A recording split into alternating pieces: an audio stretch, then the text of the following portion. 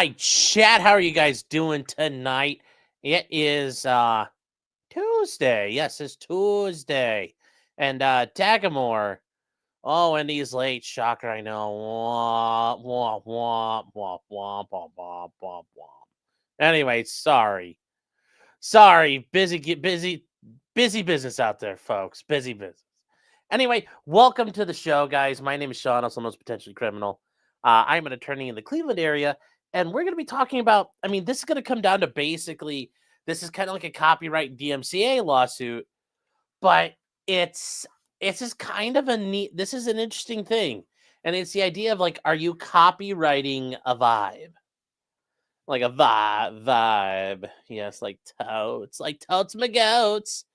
Yes, you are. It is about two influencers on Instagram and TikTok, and it's all about the clean girl aesthetic. And would you guys call them basic bitches? Like, I don't know if you would necessarily, but this is on its face, it sounds hilarious and it sounds stupid, but there's a little bit to it, and we're gonna get to it. So it's not as Oh wow, did he knock down my oh wow.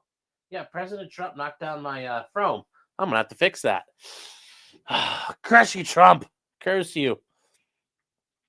Anyway, we are gonna get to this. Yes, the Insta hoes be mad. Well, there's a lot of fucking money at stake. There's a lot of money at stake here, guys. There's a ton of money through Amazon affiliate links and your storefronts.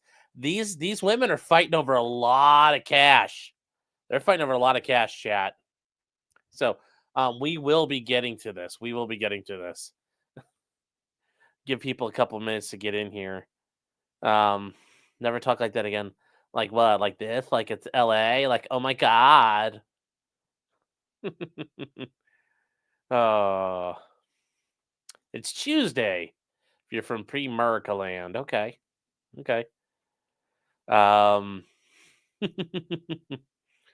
Let's see. There are some comments up here already.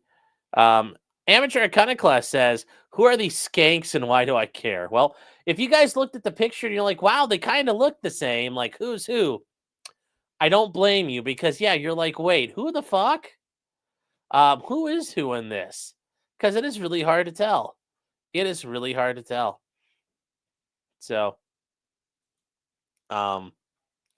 it's really hard to tell who is who in this. So, we are going to get to this. We are going to get right into this because it is interesting, and we're going to get right to this. The Dagamore with 5 subs. He's coming in, chat. All you grays out there, the H1 green visas are rolling. You ain't got no job for much longer. You're going to get outsourced. We don't even have to pray the gray away anymore. We're just taking your job from you. You no longer get to be a gray. We'll make you a green, and you'll have to work as a green.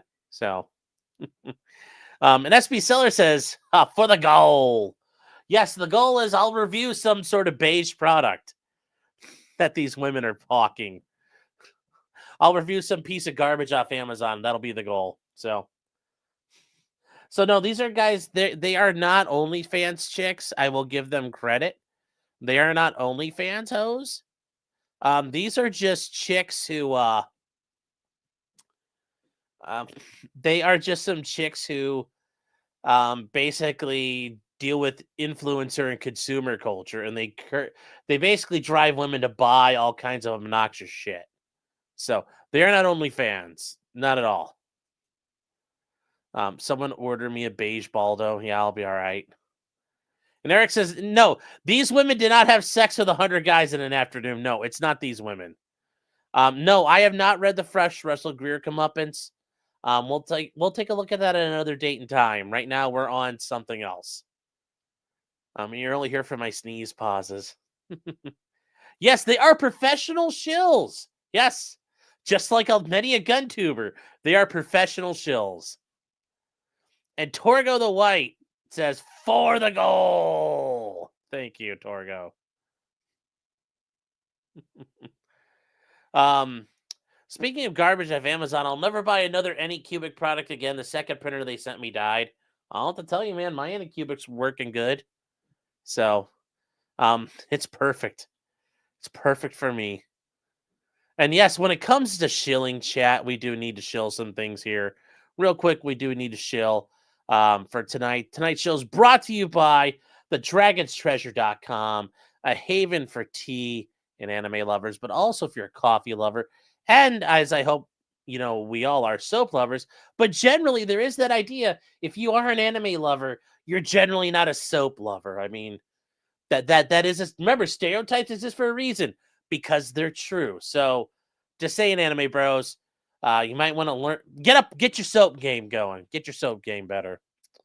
And then we have maf-arms.com, maf-arms.com, South Florida's premier wind chime retailer.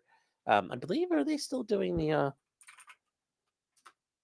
they are no longer doing, oh, they're still in the Yuletide yard sale, chat. They got some nice deals out there. They've got all kinds of stuff.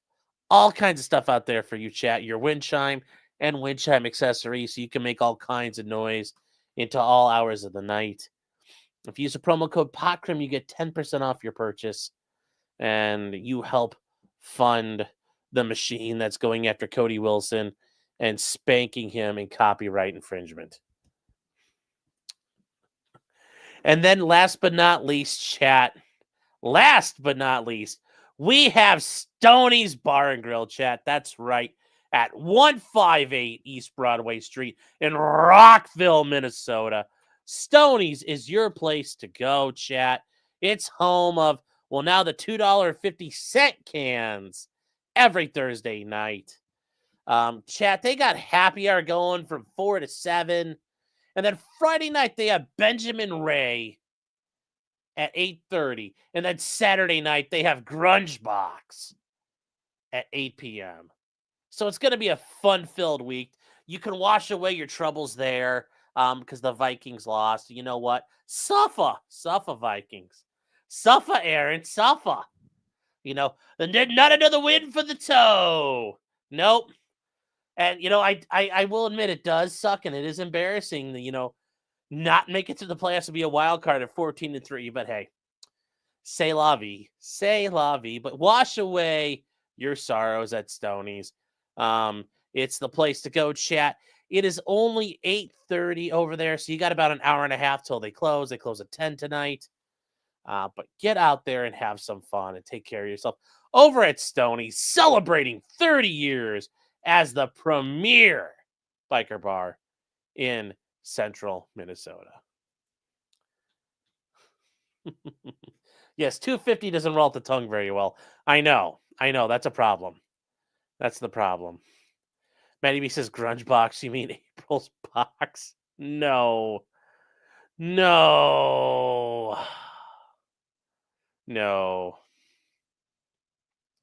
Dagamore says, "What the fuck? A bar closing at 10 p.m. That is just crazy." Well, it's Tuesday night. You gotta go out and work to earn more money to drink on the weekend. So that's what they want. All right, chat. Trump wants us a biker bar that closes at 10 p.m. Kind of gay. Well, remember, they do the whole naked twister thing with Aaron. They were doing that. I'm just saying, that tells you a lot. All right, chat. So here we go. We are going to get into this. So we've got two women for you guys to understand and talk about here. And this is the basic idea here. So we have two women. To look at here so you understand who is who. And you've got, and we're going to cover up something so you guys don't see what they're talking about here. But here are the two women in question. These women are influencers on TikTok, and the one on the right is known as Nicole Gifford, and she's also known as Sydney. It's Sydney Gifford, Sydney Nicole Sloan, Sydney Nicole Gifford, whatever. She's on the right. This is Sydney, okay? And then this is Alyssa Shield. Okay, this is Alyssa. And you notice they're kind of like, they both look like some basic bitches. All right. So they are part of what's known as the clean girl aesthetic. And it's all part of this. Yeah, they're not the same woman. It's not the same. They look the same. Yeah, literally there's a mirror between them. No, that is not the same woman, chat. That is how weird these women are. That is how weird these women are. These guys are just crazy, crazy, crazy, crazy. So, lip filler is not clean girl aesthetic. Well, that's yeah, like I said, who knows if they're true OGs. Clean girls with tats, well, yeah, that's another problem here. But you know what? Stacy, they're trying to make a vibe. You don't need to ruin the vibe, okay? They want to call themselves clean girls, let them call themselves clean girls. So, what is this clean girl aesthetic? I mean, it's really interesting what it is. If you guys go on TikTok, you'll see what it is there. This has been going on for a while. And it's basically like a neutral aesthetic. And it's just really, like beiges and off-whites and um, muted tones, and they have all kinds of their floors are like natural wood, windows are covered by um, these big window dressings. And you have, like, sparse rooms, like, like, there's very much, like, a Spartan thing going on here. Um, and these aren't even the biggest in it right now. These 2 are kinda like some mid chicks that are doing it. There's a higher tier woman, Hailey Bieber. She's like the queen. She's like the Beyonce of this shit. And these chicks are kind of like mid. So they're not even like the cutting edge of it. But these so Nicole and I'm sorry, Sydney is 24, Alyssa's 21. You're like, oof, they look a little weird. But anyway, these girls were like friends, and they were both fashion and lifestyle influencers. They lived near each other in Tejas, in the western part of Tejas. And what they would do is you go onto like Amazon and you find items. And then you do a video about them, and then you link to that video, and you do that. You put the video on Instagram and TikTok, and if people purchase the goods, you get a kickback. You get a couple cents on every dollar. You get a couple cents on every item. So if you sell like 10,000 items, you get a little bit of money. Obviously, the more you could sell, the better it goes, and it's all about consumerism and just look. But these guys are big TikTok accounts and Instagram accounts. Um, Sydney has like 600,000 viewers and followers on TikTok, and like 300,000 on Instagram, which is a lot. It's a lot. Um, but they have their own storefronts as well. And, for example, here is Alyssa's Amazon storefront you can go to. And look at all the different shit she's got available. Like, you can buy, I mean, like, look at all this crap. Like, we're just going to go into here and we're like, you could buy like a dishwasher. You can buy like charcoal filters. Like, all the garbage she uses in her cleaning. Um, it's just all. Oh wait, was Chef Clyde here? No, this is not an MLM scam. Amazon affiliate things are not a scam. Like, it's a way to make a little bit of money. You feel like this is a 2.0 special? No. No, I just thought it was interesting that, there's a lot of oversimplification, that this is a lot of nonsense, but there is something. We're going to get to it. There is a there there. There is a there there. And I did want to say hello. Hello, Chef Clyde. Such a good boy, chat. The goodest boy ever. Chef Clyde saying whores be whoring. Well, they're not whores that we know of, at least not yet. But you could buy all kinds of garbage for these women and what they're selling. So ultimately, we end up with a lawsuit. And this lawsuit, it's interesting because this was filed earlier this year and nobody really knew about it.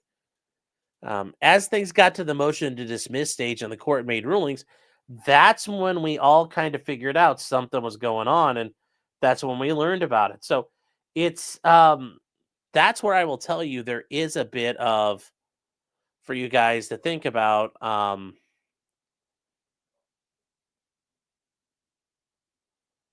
This is where we get everything. Okay, so let me see here. I know you guys could see that all right. I turned down the brightness a little bit. Access, wait, I'm not far away from this courthouse. Well, oh, Brett Cooper already did some videos on this. Well, that's what you get. Ben Shapiro's clone is not as good as me. I'll tell you that much. Anyway, it's in the Western District of Texas. Remember, this is in district court, so we are dealing with some things here that are a little different than normal, just a little bit different than normal. So we got the Western District of Texas, and it's got Sydney Nicole LLC and Sydney Nicole Gifford. So notice she's suing as her company and herself, and she's suing Alyssa Shield LLC and Alyssa Shield as defendants. She's suing the company and the individual. Now, what are they doing here? So they're suing, and they start off here with saying Sydney Nicole LLC is a limited liability company in Texas. And it says Sydney Nicole Gifford is a U.S. citizen and an individual resident of Austin in Travis County, Texas. Alyssa Shield is a limited liability corporation in Texas. And Alyssa may be served through its registered agent in Williamson County, Texas. Okay. And Alyssa is an individual resident of Williamson County, Texas. She also may be served with citation at her domicile, and that's at 1001 Bethpage Drive in Hutto, Williamson County, Texas. Now, this shows if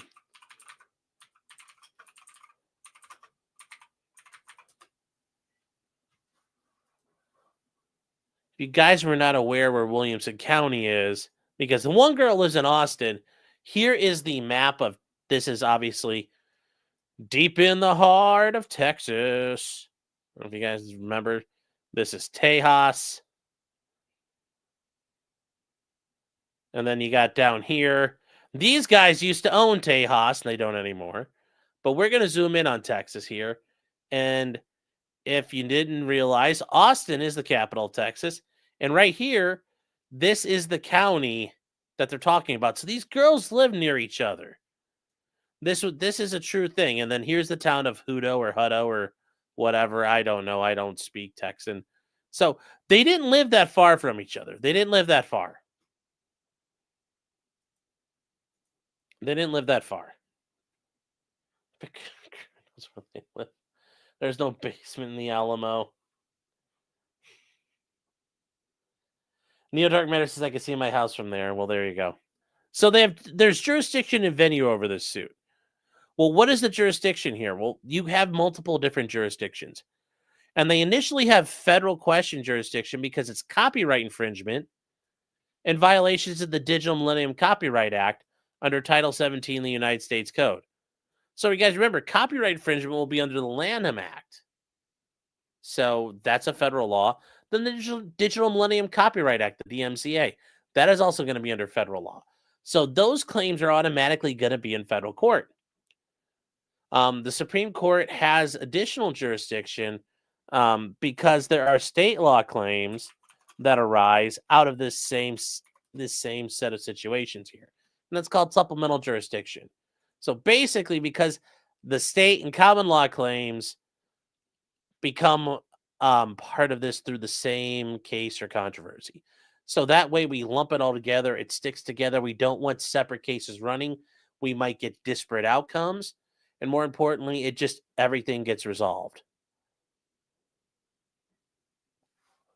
Now, they talk about Alyssa having a principal place of business in Texas, and that's to establish personal jurisdiction over both defendants.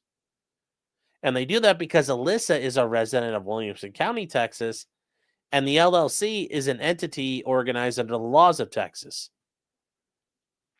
Now, we're going to get to the actual stuff here, guys, and there's going to be some comparisons of what they do.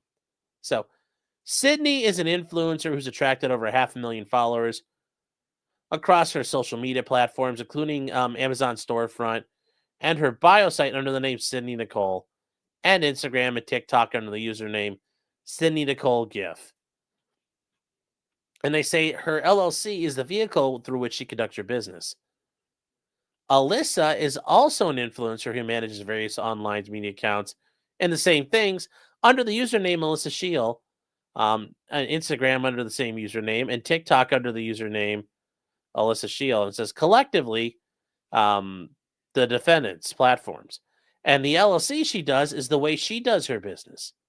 It's not uncommon to try to set up an LLC to do this. Yeah, at least they have LLCs. Yes, it's not a bad idea.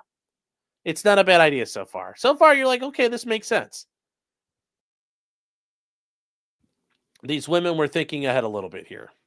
So, the burgeoning influencer industry also allows content creators such as Sydney to foster their own unique brand identity and curate, promote, or recommend goods and services to others. Promoting and curating thoughtful list of goods and services is the center of many influencers' business. Thoughtful. It's a thoughtful list. No, you're like, oh, this will make me money. It's not like, oh, I think this is really important.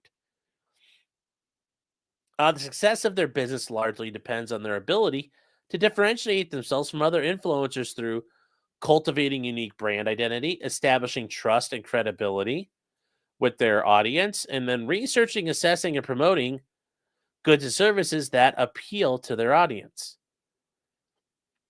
And they say over the past 5 years, Sydney has devoted hundreds of hours establishing her unique brand identity and credibility on plaintiffs' platforms and has grown her business into a multi-$1,000 operation.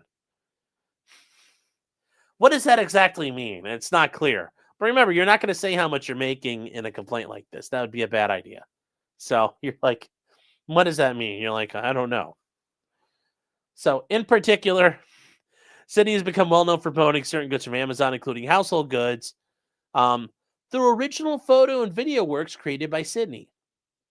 On average, Sydney spends up to 10 hours a day, 7 days a week, researching unique products and services that may fit her brand identity, testing and assessing those products and services, styling photos and videos, promoting such services, and then editing posts for the platforms. And then Sydney is the owner of each of her copyrighted photos, videos, and accompanying text, and has been awarded a registration number for 140 copyrighted photos with the U.S. Copyright Office, and at least the following registrations to video works, collectively known as the registered works. And she has a bunch of these. She has a ton of them she's done. And these are set forth in Exhibit A, and the defendants have infringed upon them. Now they go back to the beginning, and this is taking you back to the beginning. Sydney first met Alyssa in person in Austin. The parties met with the intent of supporting one another's business. On or about January 23rd, 2023, they met again in person and conducted a photo shoot together for the purpose of posting their respective accounts. A few days later, Alyssa blocked Sydney from viewing her content on Instagram and TikTok. What a bitch. It's like that song goes, you ruined everything, you stupid bitch. Around this time, the content posted on the platforms changed ostensibly. Defendants began to publish posts that replicated the neutral beige and cream aesthetic of plaintiff's brand identity, featured the same or substantially similar Amazon products promoted by plaintiffs, and contained styling and textual captions replicating those of plaintiff's post. And they talk about over on the Instagram. Oh, it's all about the gram, folks. More than one way. It's all about the gram. So, through her Instagram account, they've infringed on the registered works by replicating photos, videos, products, and captions, and styling.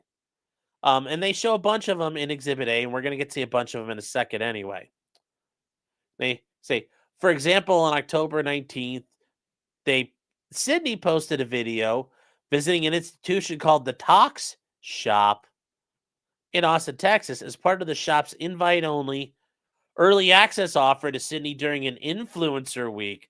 Oh my God, how cancerous is that? How cancerous is that?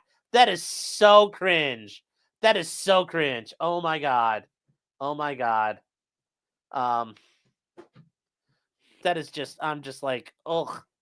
When I saw this earlier, I was just like, ugh.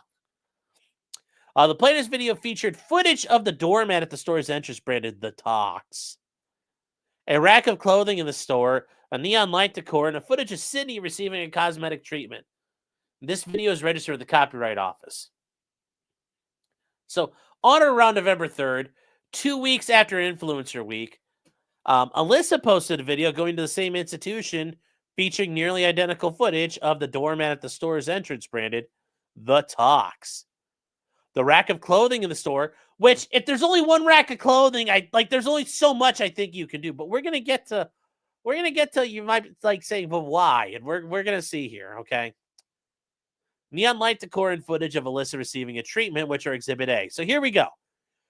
Here is how this starts.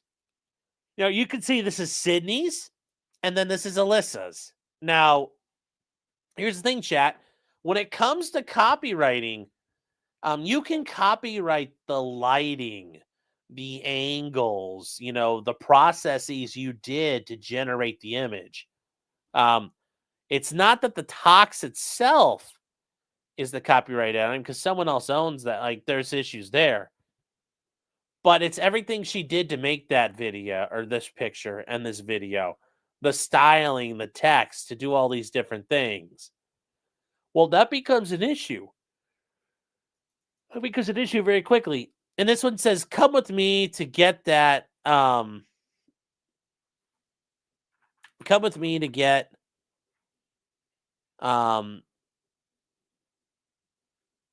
snatched head to get snatched head to toe. And then she says, come with me to get a lymphatic drainage massage. Okay, I mean, so that's different, but this is pretty similar. Like, you're trying to show the same vibe here. You're trying to do the same thing. It's a little different, but it's kind of the same. It's going to be hard to say that's not the same there. Are there watermarks? No, chat, there are no watermarks there. But this is these are pretty similar. I mean, this is pretty similar stuff. It's pretty similar stuff. They say the examples provided here and are a mere sample of the post published by the defendants. And it takes posted by anywhere from days to months prior. Okay. If it's one thing, like I'm doing it the day after they do it, and I can see that being a problem, but months prior, like how long do you retain the right that she can't film at the Tox? Like, oh my God. There's got to be some break in that action. There's got to be some break. And I think that's a little, you know, it's months later. It's like, well, fuck. How much do you think you're actually, you know, nobody's going back through your old videos to go take more, like to go buy more, see what other shit they should buy from you. Like, that's not happening. So, anyways, screen captures and links above are shown there. And they say about TikTok. On TikTok.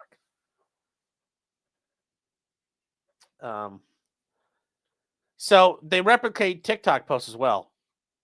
And they say, for example, around December 12th, 2023, Sydney posted a slideshow of photos on TikTok featuring in the video title, My Best Amazon Home Purchase of 2023, with a row of neutral beige emojis above the text, home office decor, and a cream Nespresso machine and rimmed glasses. A cream nonstick pan set, 5 acrylic calendars used for meal planning, a wave pattern rug, and 7 round stacking tables. The photos contained the plaintiff's post are registered with the Copyright Office. So here's what she did, and she's talking about, like, here's all my best stuff for 2020 for 2023. Wow.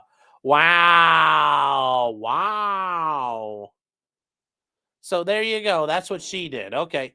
So 2 days later, she posted a nearly identical one saying, my best Amazon home purchase of 2023. You know, with a row of neutral beige emojis above the text, home office decor, the same substantially similar Nespresso machine, the same cream nonstick pan set. Yeah, and it goes through and they're saying the exact same thing. So here's what she like. This is the nonsense chat. Like, so here's what Sydney put together. You're like, wow, soulless and not really inspiring at all. And you look at this one, you're like, oh God, this is cringe.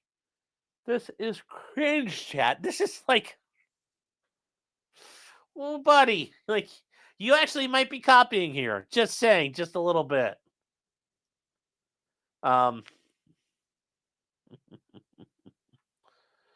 Oh.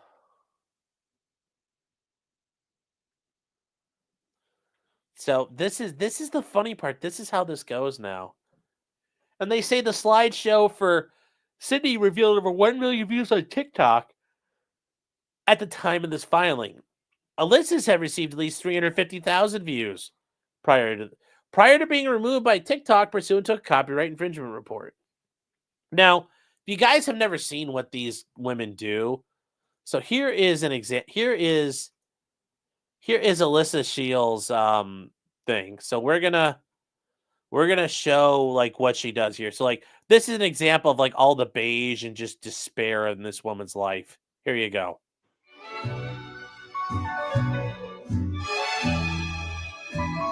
All these like neutral tones. It's just blech, blech, blech, blech, blech everywhere. It's just barf everywhere. Yeah. Like, obviously, she put all these balloons down herself, too. But, like, no colors, no bright colors. Like, imagine how sad it's gonna be. Like, you hang all this shit up and then you fucking film like you come out to it. But they cover all kinds of, like, nonsense things here. So, yeah, here you go. Let's go back to that just so you guys can understand it. That's her order, just as brown and dark, just blech. Let me see here.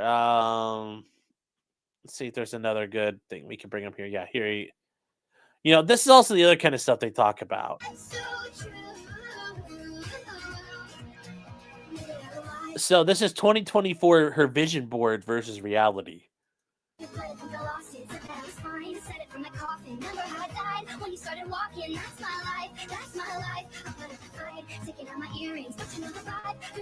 So there you go. That's just it's all this just like oof.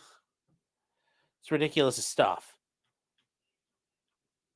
Let's talk about all of my favorite basics from Amazon that you need in your winter wardrobe. First things first, we need good quality long sleeve basics. I recommend getting them in black, white, and gray or any neutral color just so you can mix and match and make so many different outfits. Of course it's in black, white, and gray and any neutral color, but okay. I recommend picking them up in a few different necklines. This one is a mock neck, which I feel like looks so classy and so timeless. Next, we have this absolutely stunning heather gray long sleeve. This is seriously one of my most worn basics because it is so comfy. This white long sleeve is seriously one of the softest tops I own. I wish I could pass it through the screen so you'd feel just how soft it is. You can also wear this top so many different ways. Asymmetrical, fully off the shoulder, or fully on the shoulder. Obsessed is truly an understatement when it comes to this top. The easiest way to elevate any winter outfit is with fun jackets. You're gonna need one faux leather and one faux fur jacket. Adding a jacket to any outfit just adds more dimension and elevates it so much. I absolutely adore the style of this faux leather one. I think it is so perfect. In my opinion, you can never go wrong with faux fur. And this is hands down my favorite faux fur. Anyway, I'll spare you guys any more cancer from that. But that's what we're dealing with here, okay? That's what we're dealing with. Okay, so the defendants also posted videos of Alyssa modeling women's apparel using the same product styling. And this is the issue here. It's the product and styling. And remember, chat, you're not copyrighting the taking a picture of a pan. Like the pans are not copyrighted, but it's how you took the picture. It's the lighting and the setup and all the different things and all the elements of it. You can copyright. You can make those things into a thing that is protected. So it is possible to do. And also, isn't it just really interesting how she happens to like mirror her almost exactly? It's like, huh, how did that work? How does that go? Nico said you can copyright these nuts. Well, you'll be dealing with that. Oh, Rosalind says, I never understood the beige aesthetic. Well, it's a thing, and it's probably not going away. You could thank the millennials for that. We ruined this. So, anyways, it goes on here saying, though, these videos were posted earlier by Sydney, and she's, using a beige skirt, and a strapless top set. In these similar videos, Alyssa mimics not only the products themselves, but also the poses and styling. And they talk about here, for example, in March 2023, wearing a beige skirt and a strapless top set. Sydney paired the flower set with a flower clip around her neck and white cowboy boots, neither of which are sold with the promoted skirt. On March 17th, Alyssa posted a video wearing or promoting the same skirt set in the same color.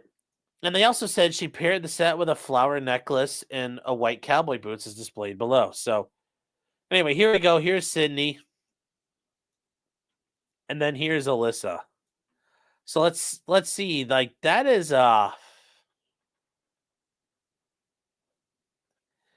once again, it's the vibe. It's the vibe. And I hate to use that, like, vibe. Like, oh my God.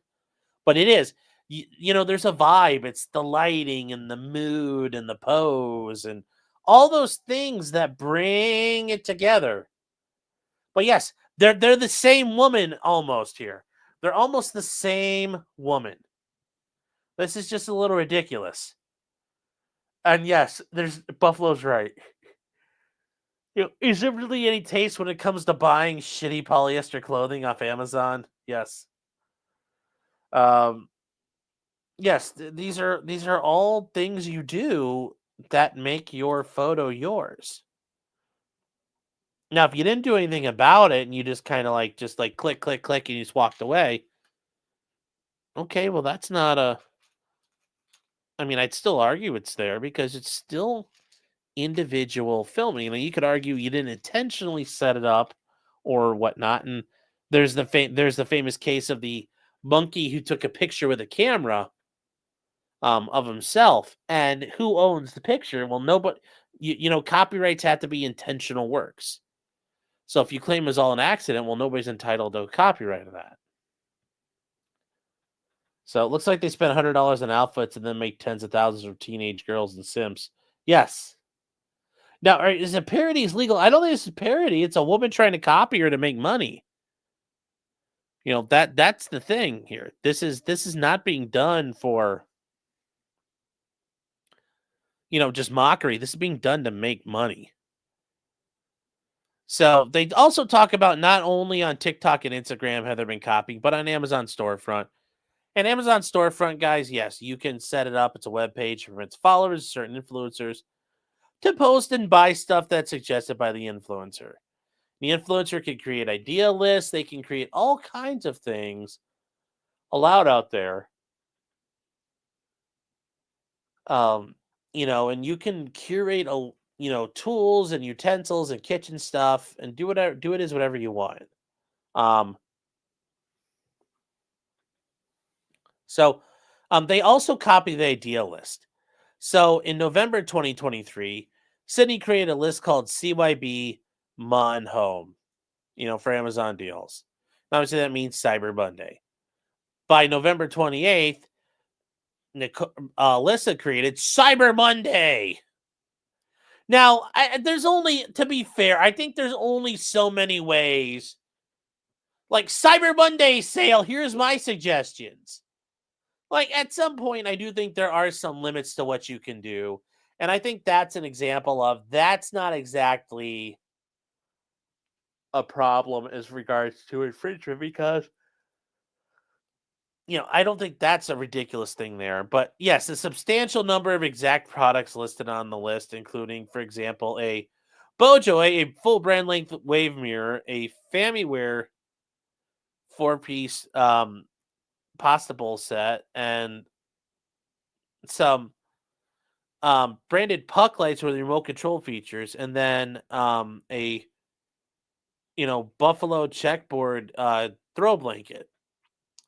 And at least 2 dozen others of the exact same goods were featured on one as they were found on the other. So this is them showing here's where they matched up.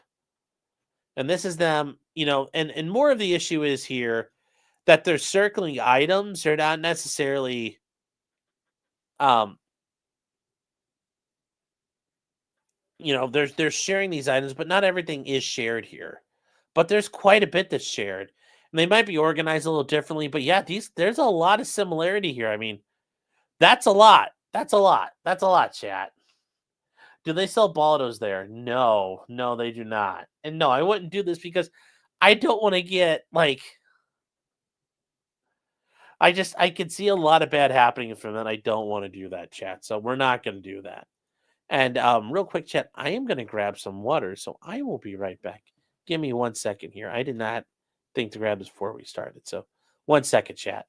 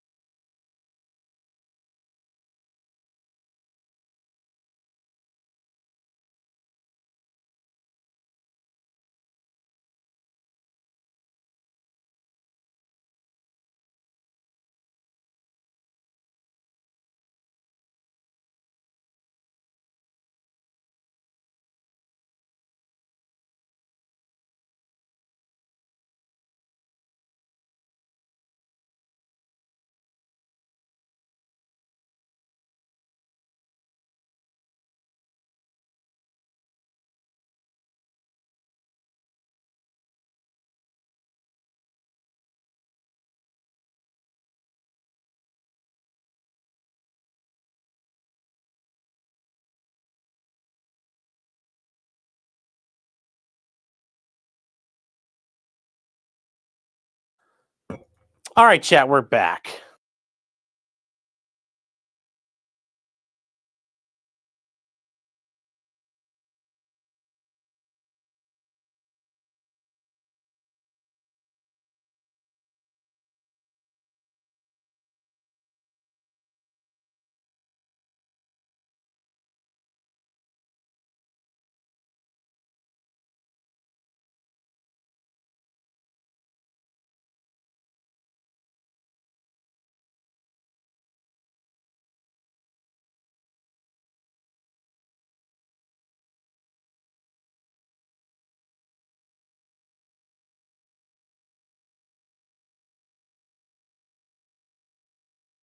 Sorry, chat.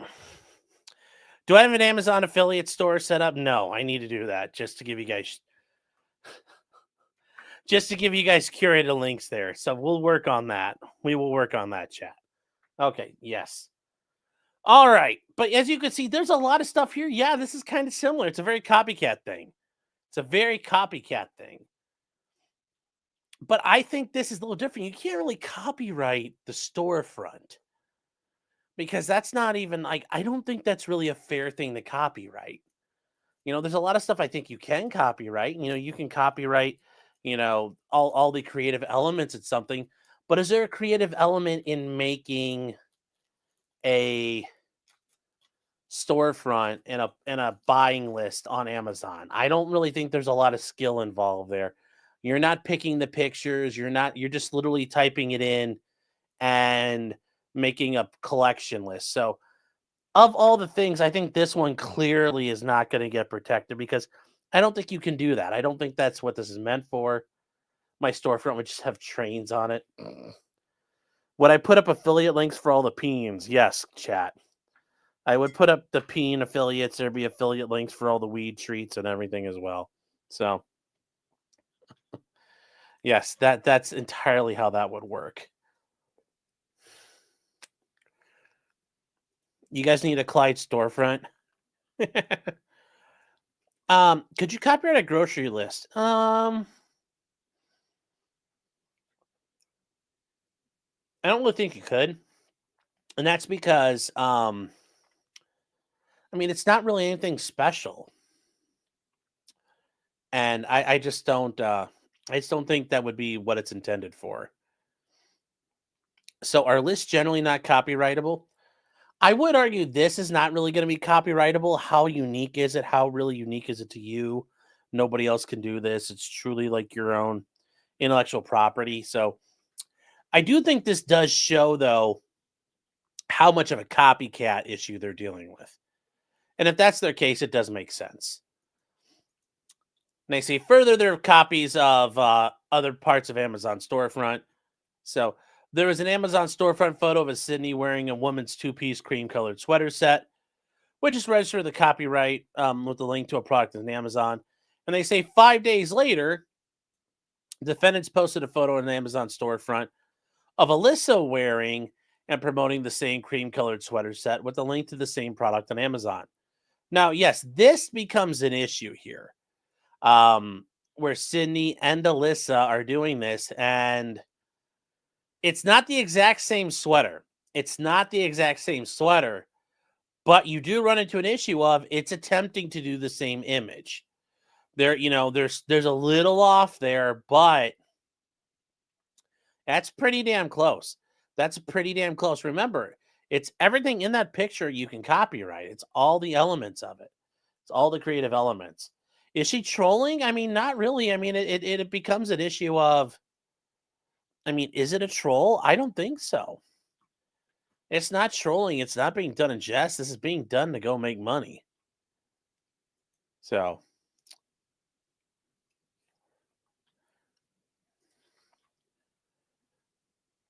Al Fox, well, getting a Ryder truck.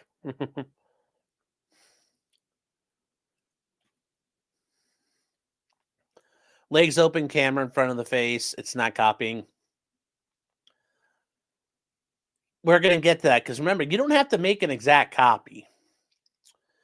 You don't have to do an exact copy to make it a copyright thing. And that's something that's a little important here. Because I know some of you are saying that. Well, it's not exactly the same. It's like, but it doesn't have to be exactly the same. And we'll get to that. So anyway, this has gone on for other things: wooden coffee tables, women's clothing, a track set, a fleece jacket, cookware. And then they talk about the other websites. And, they talk about in 2022, she created 2 links for TikTok and Instagram to provide followers with links to promoted products. The platform permits, your bio site platform permits users to create their own backgrounds, websites, backgrounds, font, caption, and links to screen captures of the websites are displayed below. So this is hers. This is her. This is from her bio site, and this is where you go to. Kimbo says he found similar clothes in my size. And I'm scared saying, can you copyright all your sunset photos and start suing people? Depending on the situation, you might be able to.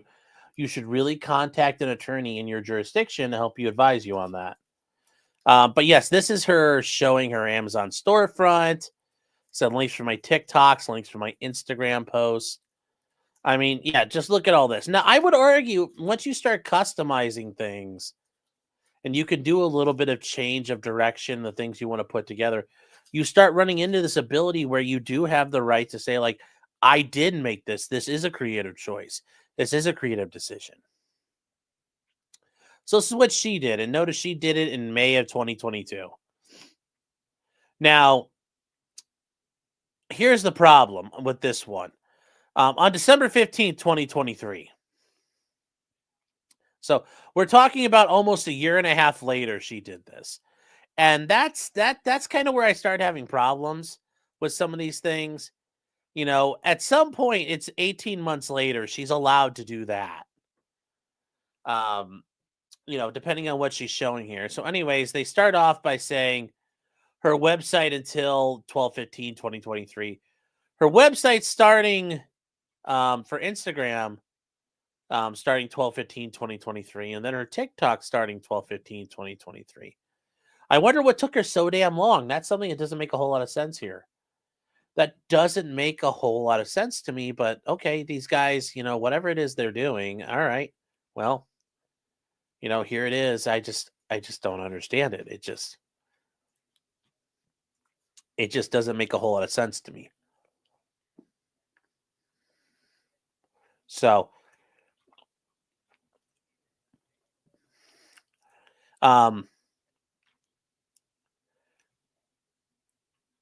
that's another issue here. Like, this one's not as compelling.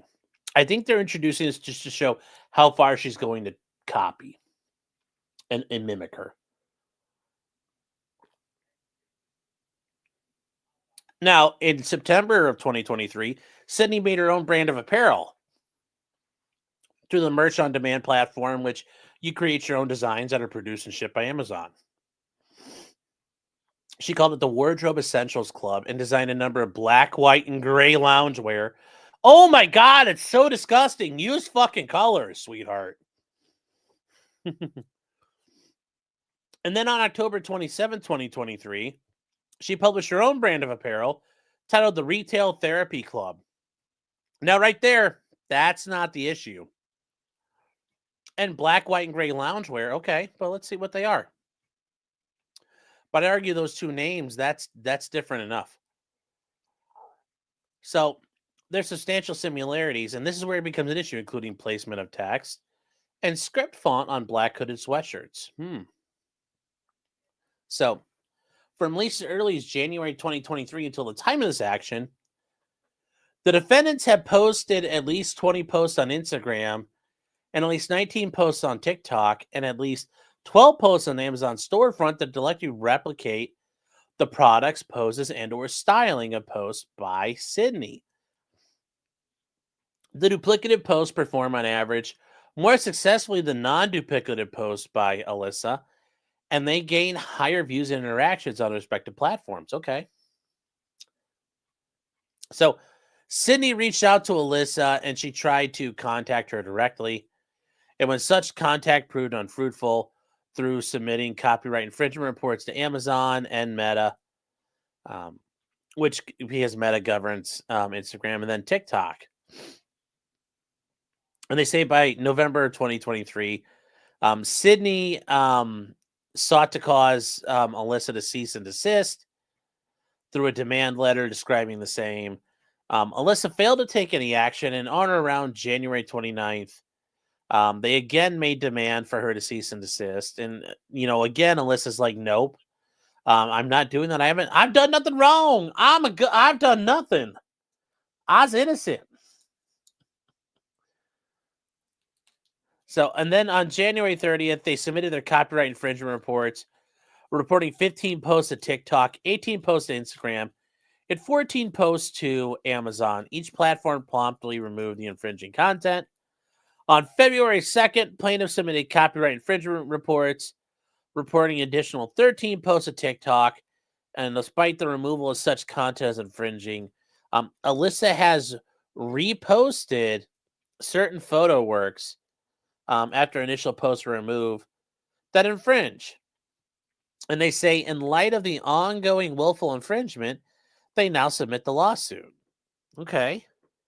So the first thing is a copyright violation, which, we saw that at the beginning what this is for, and it makes total sense. It makes total sense. Okay, well, we're going to allege copyright here if we're talking about copying of intellectual property. So this is being brought under the Lanham Act, 17 USC 501 and on from there. And they say that she has the exclusive right to reproduce copyright work, because she's the owner of a copyright. She has the exclusive right to reproduce the copyright work. And that's true. She owns that right. So she owns the copyright to each photo, video, text caption, and in-video text she authored and posted on the platforms. I don't know about that, but she definitely probably has a bunch of them. I don't know if it's everyone. She's the owner of copyright of each copyright registration, including the registered works. And they say information and belief. One or more defendants had access to and copied, reproduced, and distributed, or otherwise exploited the registered works for financial gain without Sydney's approval and in violation of her copyrights. Specifically, Alyssa has infringed on the copyrighted materials by copying the constituent elements of Sydney's works that are original and by reproducing Sydney's copyrighted works.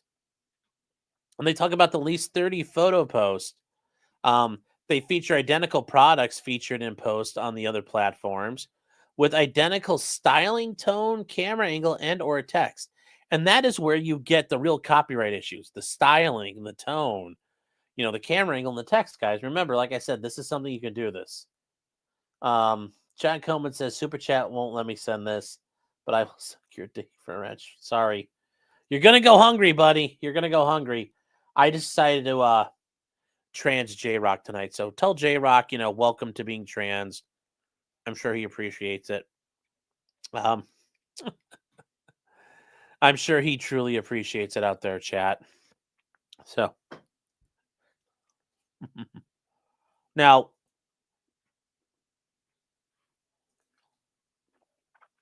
from here, she also posted nearly identical videos, and this constitutes copyright infringement of plaintiff's registered works. And they say each unauthorized use of copyrighted work constitutes a separate and distinct act of infringement, and it does.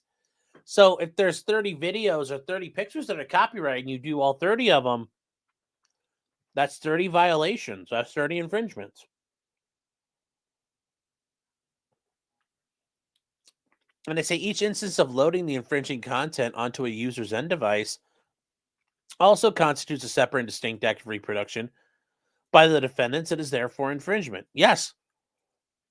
By you producing the picture and leaving it on the internet and people for it to download, you're causing the infringements to keep going. And these infringements are willful, intentional, and purposeful. They're in reckless disregard of and with indifference to the rights of the plaintiff. Sydney. Alyssa knew the posts were directly copying Sydney's post. And further, Alyssa has reposted infringing content that violates even after TikTok and Amazon said we're taking this down for copyright. Now, it does become an issue. If you think it's wrong, fine, but you've got to be right when you're in that situation, because otherwise you look like the big asshole.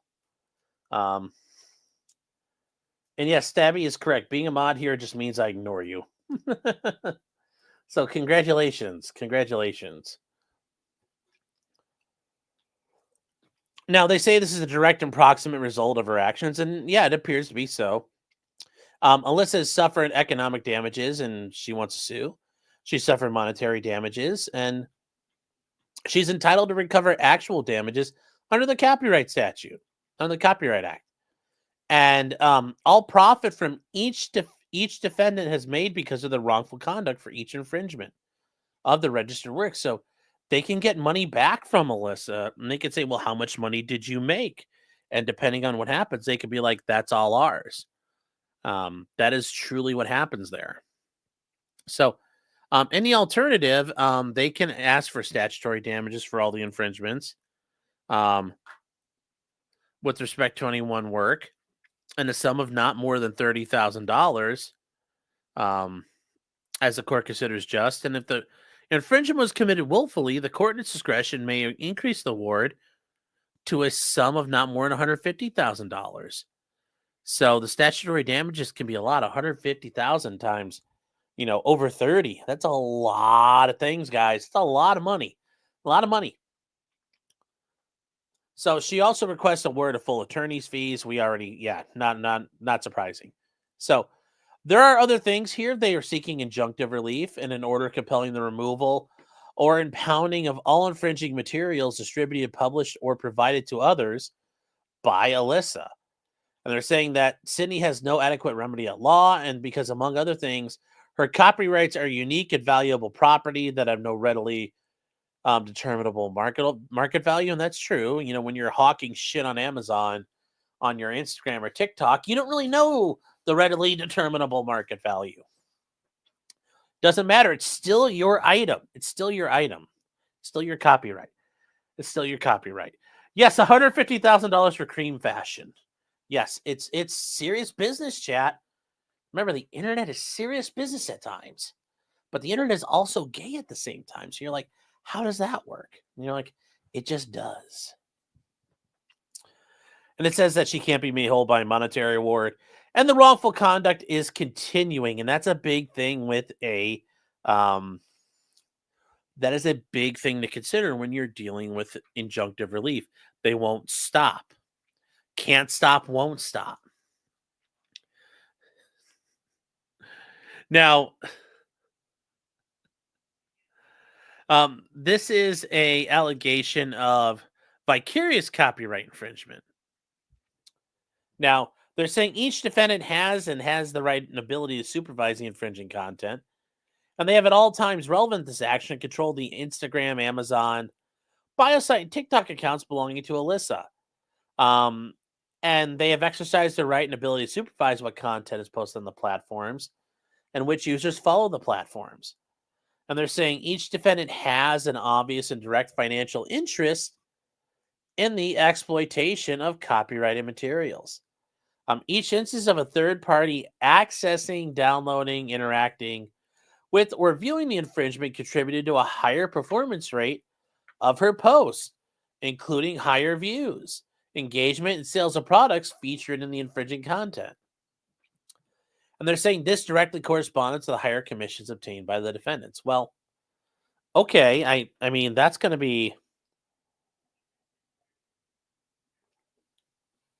I'm not sure that's going to work the way you're going to argue here, because I already kind of have an, just remember the first time looking at this, I'm like, that's not exactly what I think that's going to do here. But okay. The acts and conducts of defendants constitute vicarious copyright infringement. So the acts of infringement by each defendant have been willful, intentional, and purposeful, and in reckless disregard, and it's the direct and proximate result of their actions. She suffered loss and she wants to recover. And once again, she, if she can get up to 30,000, or if she proves it's willful, she can get up to $150,000. And once again, they want full attorney's fees and they want injunctive relief. They also have the Digital Millennium Copyright Act violations. So they reallege everything from above. And they say Section 1202 of Title 17, and that's where the the DMCA is, defines copyright management information to include, among other things, the name of another identifying information about the copyright owner of the work, including information set out. So, and identifying numbers or symbols referring to such information or links of information. And courts have recognized identifying information of copyrighted works, such as file names and information appearing under a copyrighted work, to constitute copyright management information. And they say that it further prohibits any person without the authority of the copyright holder intentionally removing the copyright management information, distributes products knowing that the CMI has been removed, or distributes copies of works knowing or having knowledge of grounds to know that it will induce, enable, facilitate, or conceal an infringement of any right under the Copyright Act. So, what did they do here? Well, our argument is Alyssa intentionally created indistinguishable posts from Sydney's posts that were published under Sydney's username and distributed, and then Alyssa distributed an unauthorized post copying the work under the names Alyssa Scheel, without any reference to the plaintiffs. And that's where it's like, well, you didn't attribute any of this. You didn't give us any reference. They're arguing she did this on her own. Or that she's like, it's like the meme goes. If you give they give you something and you're like, here you go. And you're like, I made this. And that's kind of the meme here, is the I made this meme is what we're talking about. JL says, are these real laws? The DMCA? Yeah, man. The DMCA we deal with all the time here on YouTube. That is one of the big things that we have to deal with. So,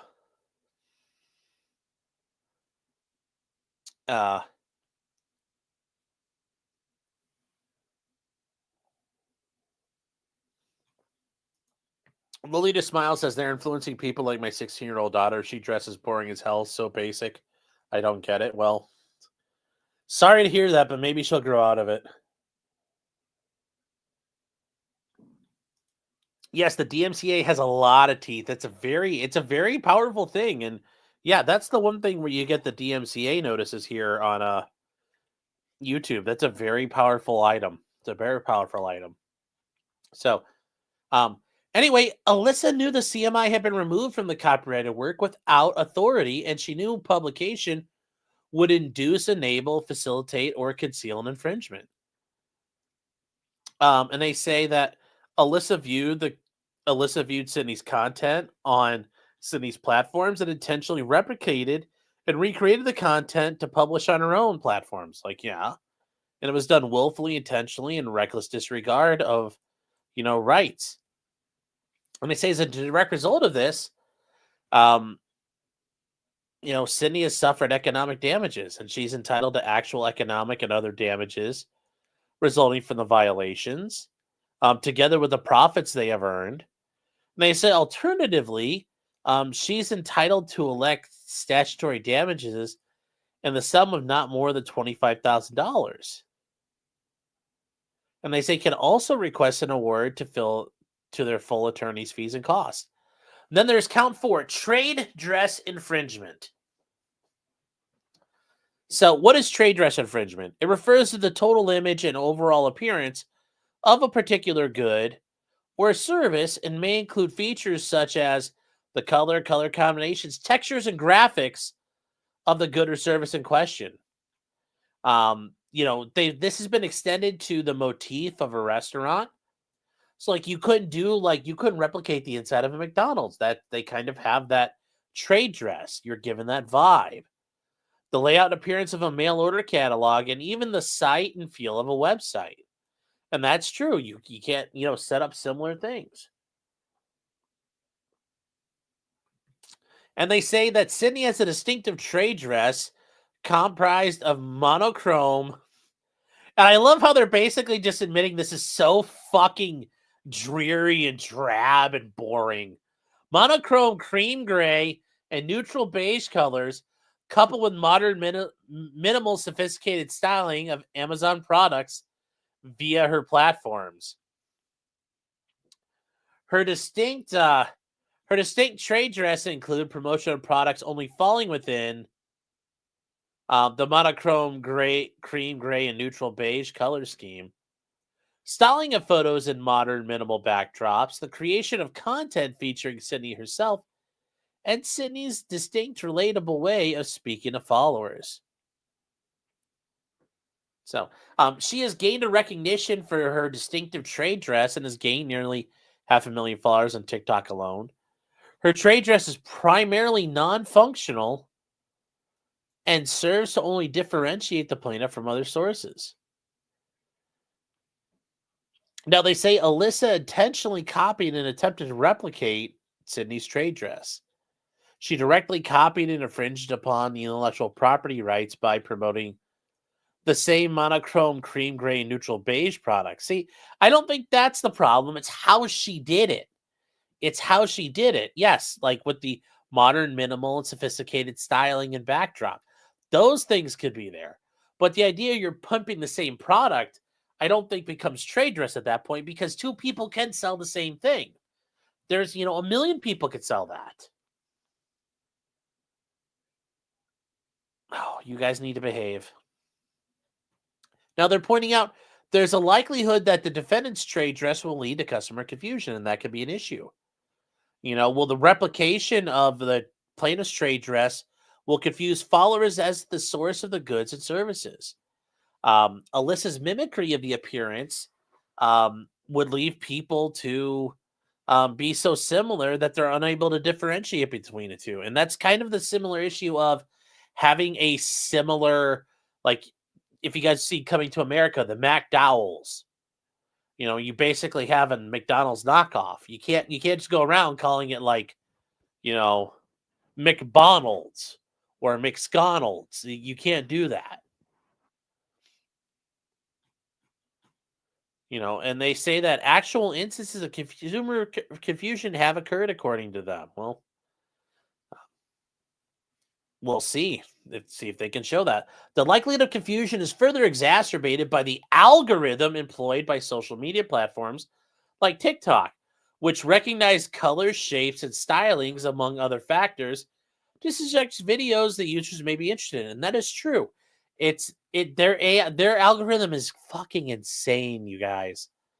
Users may watch one of plaintiff's videos and immediately be recommended to one of the defendant's videos because of the stark similarities in the trade dress and feature of identical products. And they say in such circumstance, a user is likely to confuse the two videos as coming from the same source. So this is very hypothetical or speculative. I mean, do you have proof that it's happened? Because otherwise, it's like, well, how do you know? So they want monetary damages for that one. And Kev finds misappropriation here. And why? Because Alyssa imitated the outfits, poses, hairstyles, makeup, and the manner of speaking of Sydney to produce a virtually indistinguishable replica of Sydney's likeness. She skin suited her. Yeah, did they feed the baby goats? Oh, Hella, you're saying, oh, what happened here? These two Instagram girls were like totes friends, like BFFs forever, like forever. And then at some point, they're like, you know what? Fuck you. And they decide to go their own way. And it breaks.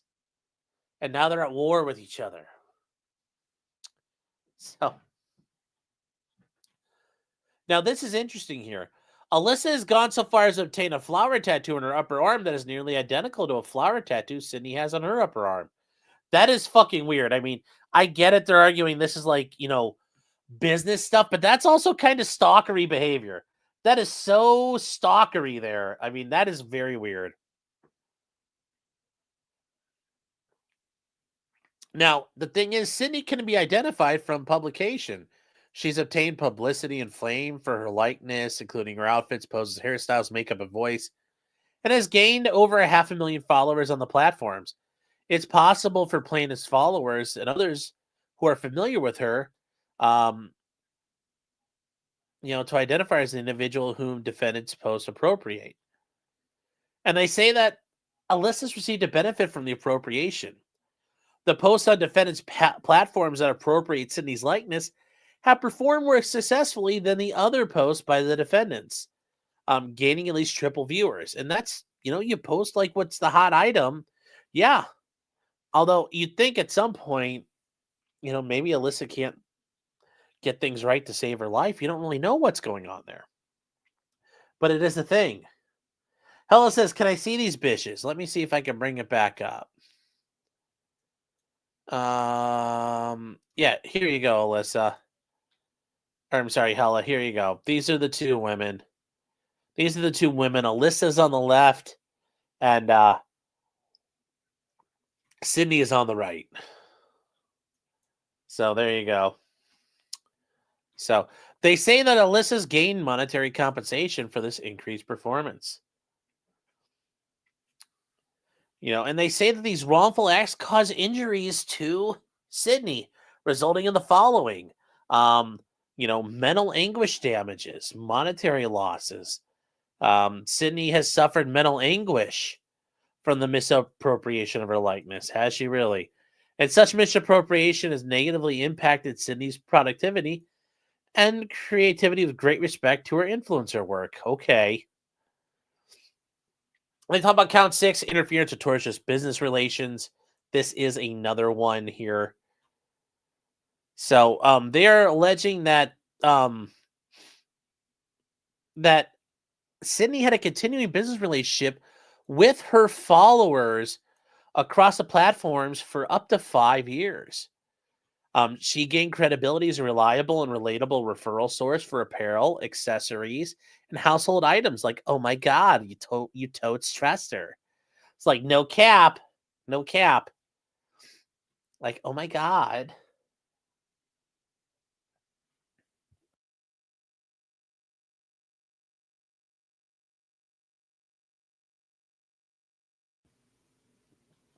So, and she continues to engage new followers through the success of her post. They say in 2022, she entered into an agreement with Amazon for the promotion of certain products sold by her Amazon sellers. And they say the terms of this agreement, she has gained commission on purchases made by followers through the online portal on Amazon Storefront.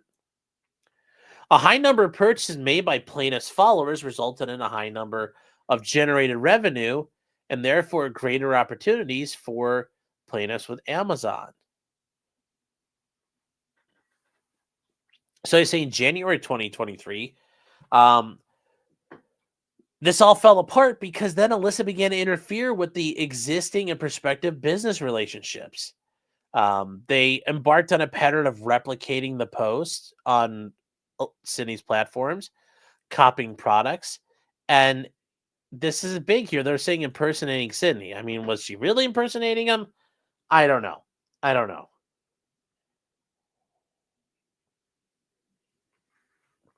KLB says, who has more Riz? Who has more Riz? I don't know who's got more Riz. It's a compelling argument here, chat. Who is the Riz? Who is the Rizzler in this situation? Because I think there's some argument to be made either way. But who's got that Riz? I don't know. I don't know who's got the Riz here. But it's something we'll have to address. So now,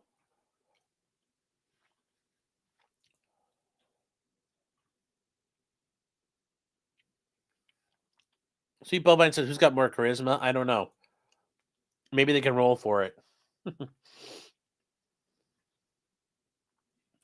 So, anyway, she continued to interfere with the prospective and continuing business relationships, including the agreement with Amazon, by engaging in the appropriation and infringement of intellectual property in Sydney's likeness.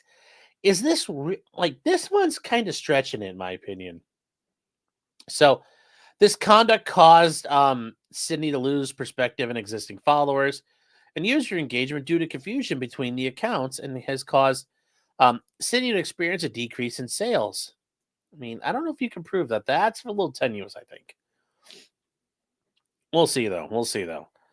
They say that she acted with knowledge. They say Alyssa acted with knowledge that her conduct was substantially certain to cause interference with the relationship, and the defendants further blocked the plaintiffs from viewing. And this is interesting though. Alyssa further blocked Sydney from viewing Alyssa's accounts on those same platforms, including indicating Alyssa's knowing interference. It's circumstantial evidence that she knows she's doing something wrong. To argue that's like clear evidence of knowing, I think that's a bit much. I think that's a bit much there. But I get it. You're arguing on behalf of your client. You got to make the arguments that you can make. So, I get it. I totally get it. She probably would just make a new account. Oh, I'm sure. A Sigma Riz get in Ohio. You didn't use Skibidi as well. Isn't that the big one too? Or Skibidi? Skibidi. And then from here, they say as a direct and proximate result, Sydney has incurred monetary damages once again. Now, they claim this was committed with fraud, malice, or gross negligence. And as she continues to knowingly interfere, they're arguing that that's enhanced conduct, and that means that there are punitive damages that can be assessed. Not just actual damages, but punitive damage. So there's punishment that can be done here. And then they have unfair trade practices and unfair competition. And so they argue in the alternative here, in count 7, that copying products from the social media accounts and publishing and promoting infringing works, and what she's doing here in the nearly identical stylings. So they've engaged in unfair trade practices and unfair competition. This has caused irreparable injury. I don't think this is really pled well enough. This is not well pled. This one's not well pled. I mean, literally, it's just a paragraph. Like, that's not going to work. And then count 8, unjust enrichment. And the alternative, and remember, guys, you can make demands for court action, then you can make alternative arguments. Give me option A, but on alternative, I'll take B. So what they're doing is asking this court to put the parties in the respective places they would be absent the unlawful conduct. So the defendants received a benefit from the plaintiffs. Alyssa copied the social media and Amazon storefronts to receive higher views on these platforms and thereby higher commission. So Alyssa received on average higher views on posts that she copied from Sydney and received higher commissions as a result.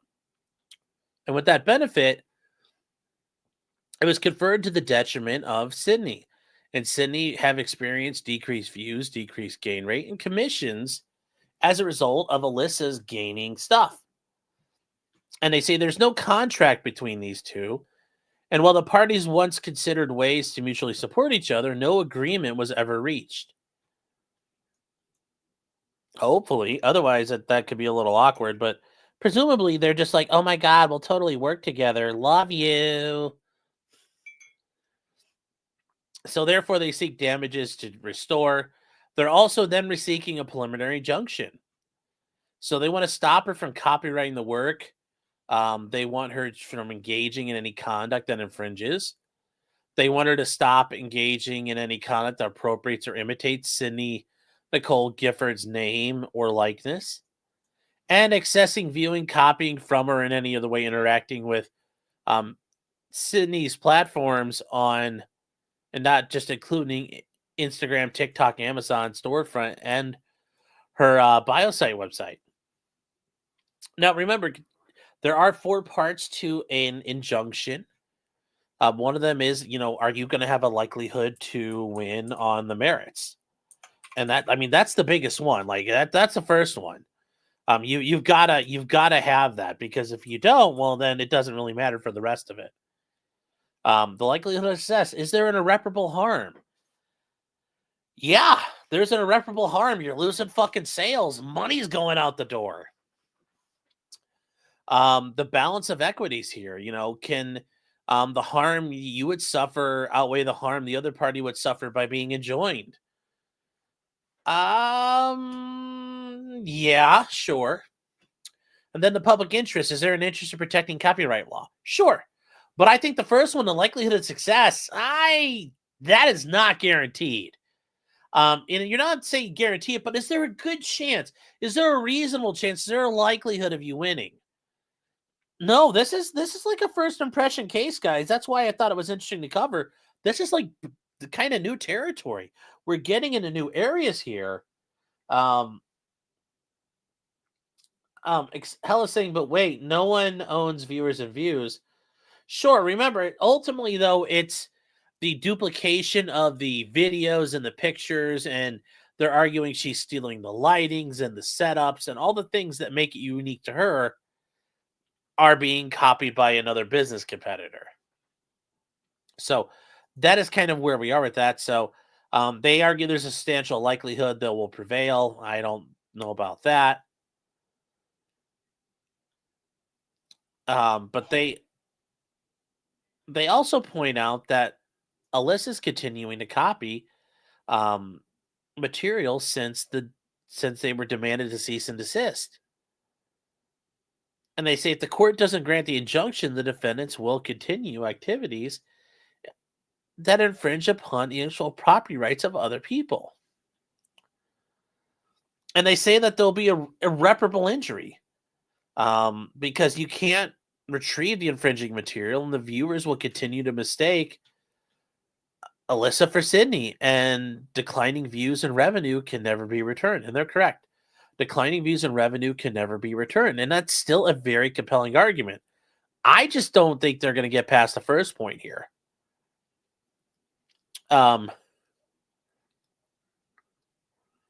Steph Lear says, I'm your favorite influencer / blogger. I'm thrilled. I am thrilled here. I've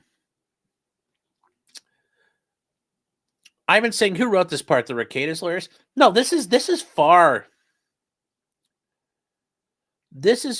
more intelligent than anything Nick has written or Nick's attorneys wrote. This is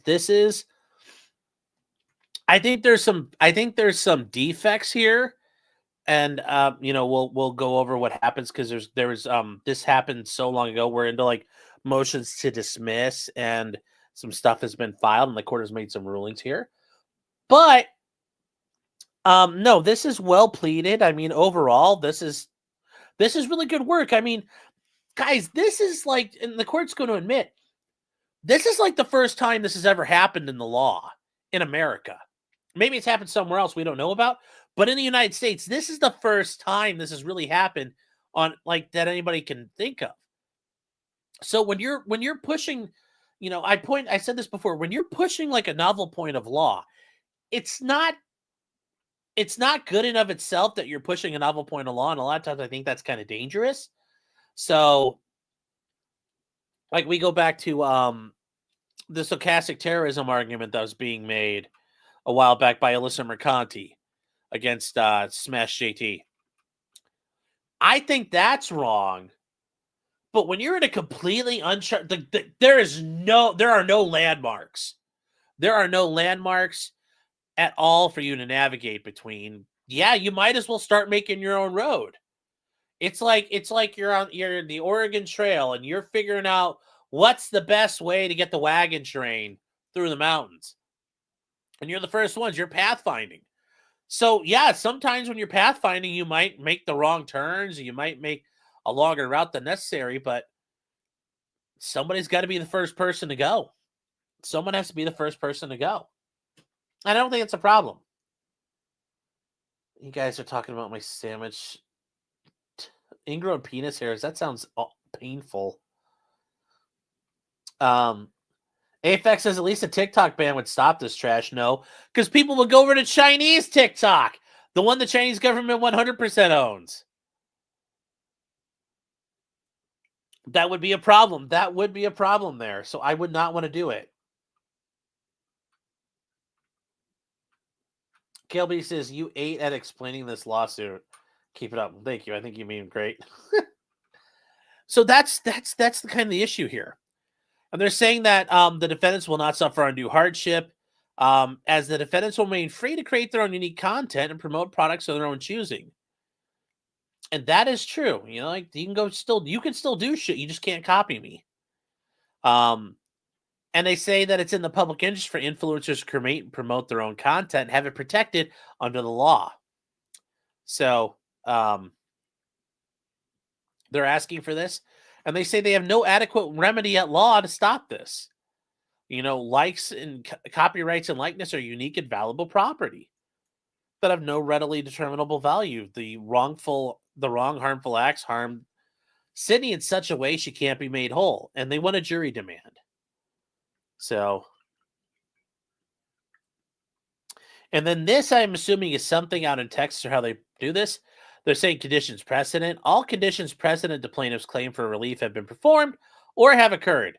So they're saying everything we were supposed to do and all the requirements for us to meet before we can file suit, we have done. And they're saying damages. So they want all damages and they want their prayer. So they go through all this and they sign off at the Kumar Law Firm, PLLC, attorneys for the plaintiffs. Okay. So from here, guys, we do have and we're just gonna look at these really quick because I do think it helps us. There's some. This is kind of the Exhibit A here. We're just gonna go through these really quick. So this is Sydney, Nicole, and Alyssa. This is them going back and forth about what they're showing, how they're doing things. You're like, okay, yeah, that's pretty similar. That's pretty similar. Yes, the Coomer Law Firm.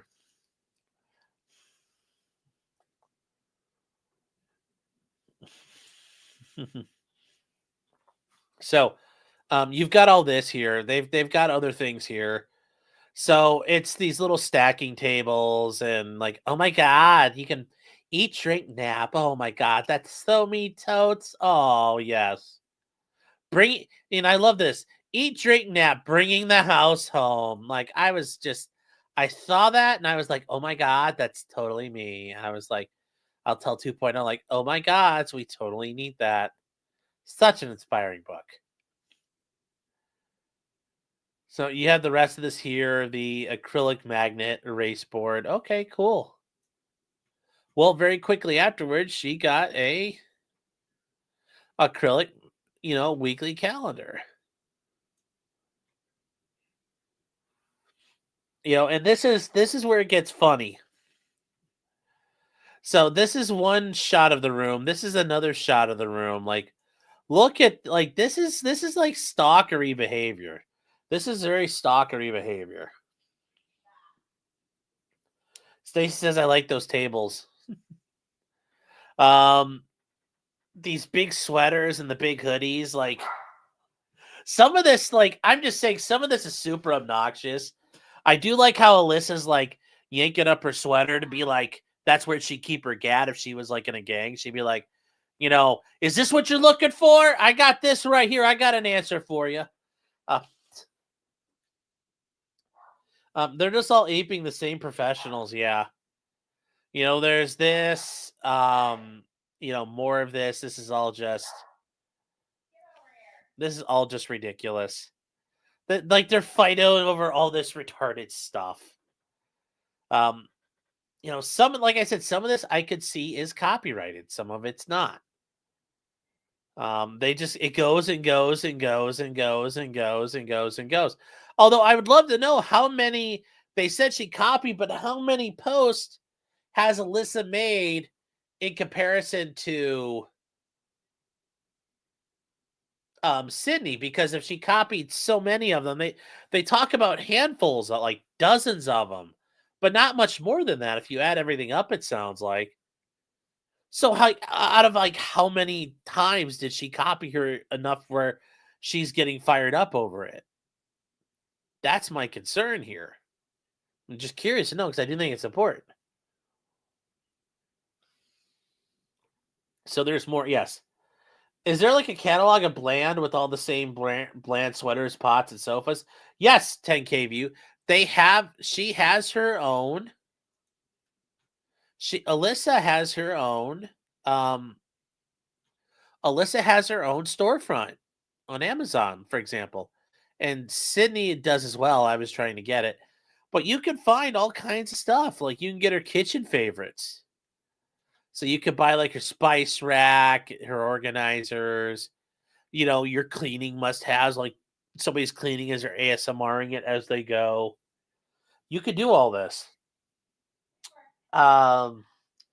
X says Dulles Airport and Tampa International are fighting on X. Well, that's funny.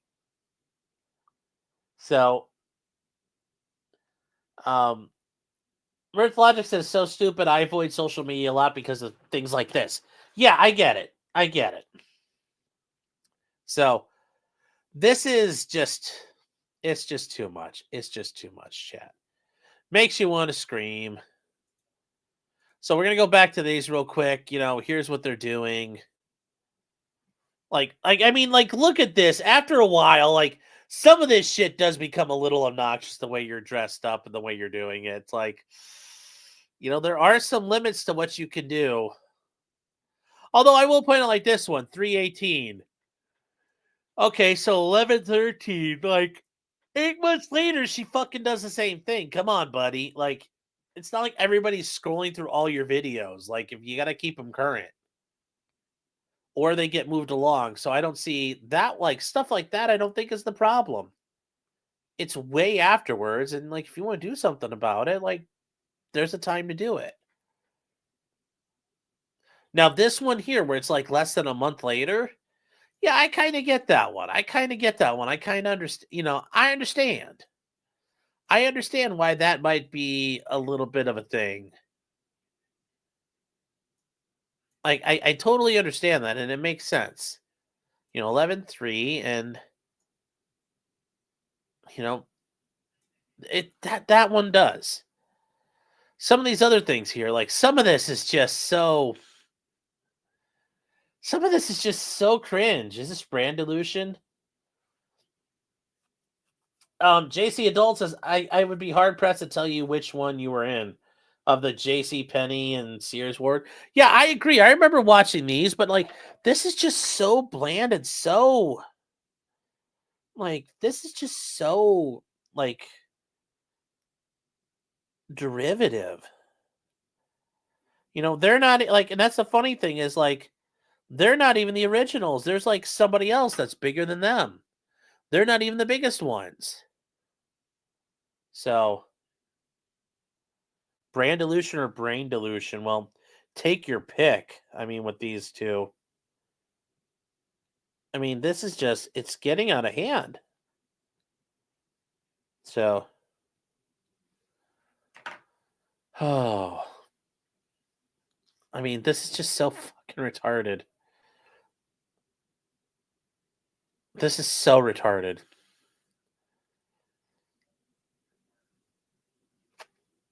This is just, it goes on and on like this, you guys. So, yeah, gifts under $50, So, yeah, this is just, why are they being ridiculous here? Why are they being ridiculous? And here's the thing, this one here is a great example. You could say, see, that's not the same Lego, and you're right. And you can say you're 100% right. That's not the point. It's not the point of, is it exactly a clear-cut copy? But like I said, this just goes on and on and on and on and on and on and on and on and on and on and on and on and on and on. So these are just so the knees though are getting kind of retarded. These are kind of stupid here. So this is just, but I will say this stuff here is that is a little weird. That's a hell of a coincidence. That is a hell of a coincidence. When you're going to that extent of I'm completely mimicking you. Yeah, that's, and it's look, you show a tattoo 129 and you get a tattoo on February 9th, you're like, yeah, someone is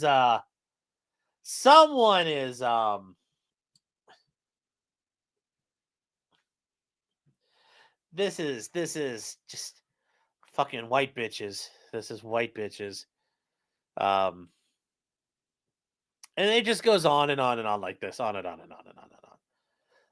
Now, the courts eventually, so Alyssa and her attorneys, they filed a motion to dismiss on a couple different counts. So count 2, count 3, count 5, 6, 7, and 8. So they didn't attack, they left counts 1 and 4 alone. Now, here's the thing. You get to do that. You don't have to, go after everything. And maybe they're, for whatever reason, they're willing to try it. So, counts 1 and count 4 were left out of this up there. And they tried to get the rest of these knocked out.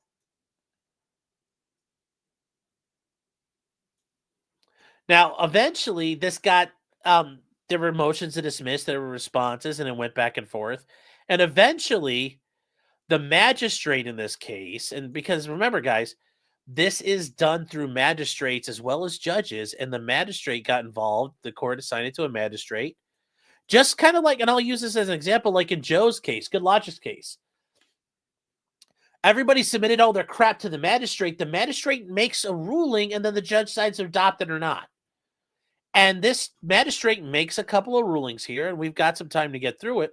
We're going to attack these, and Jarek says, "You want me to reach out to them so you can do interviews?" Yeah, I'll do an interview with one, then I'll do an interview with the other, and be like, "Are we copying? Oh no, I don't want to do that. I don't want to do that." All right, real quick. So we got to catch up here, chat. Pirate Tomsky for £5 sterling. The King sterling. It says Stoney's Bar, $2.50 cans. Come get them. Yes. SB Sellers says, what the fuck, a 10-minute goal? I kind of forgot to make it a longer goal there. Sorry. I'll start another goal. So we'll do a beige product interview, chat. We'll do a beige product review. Okay? There. So there you go. There's another goal for you.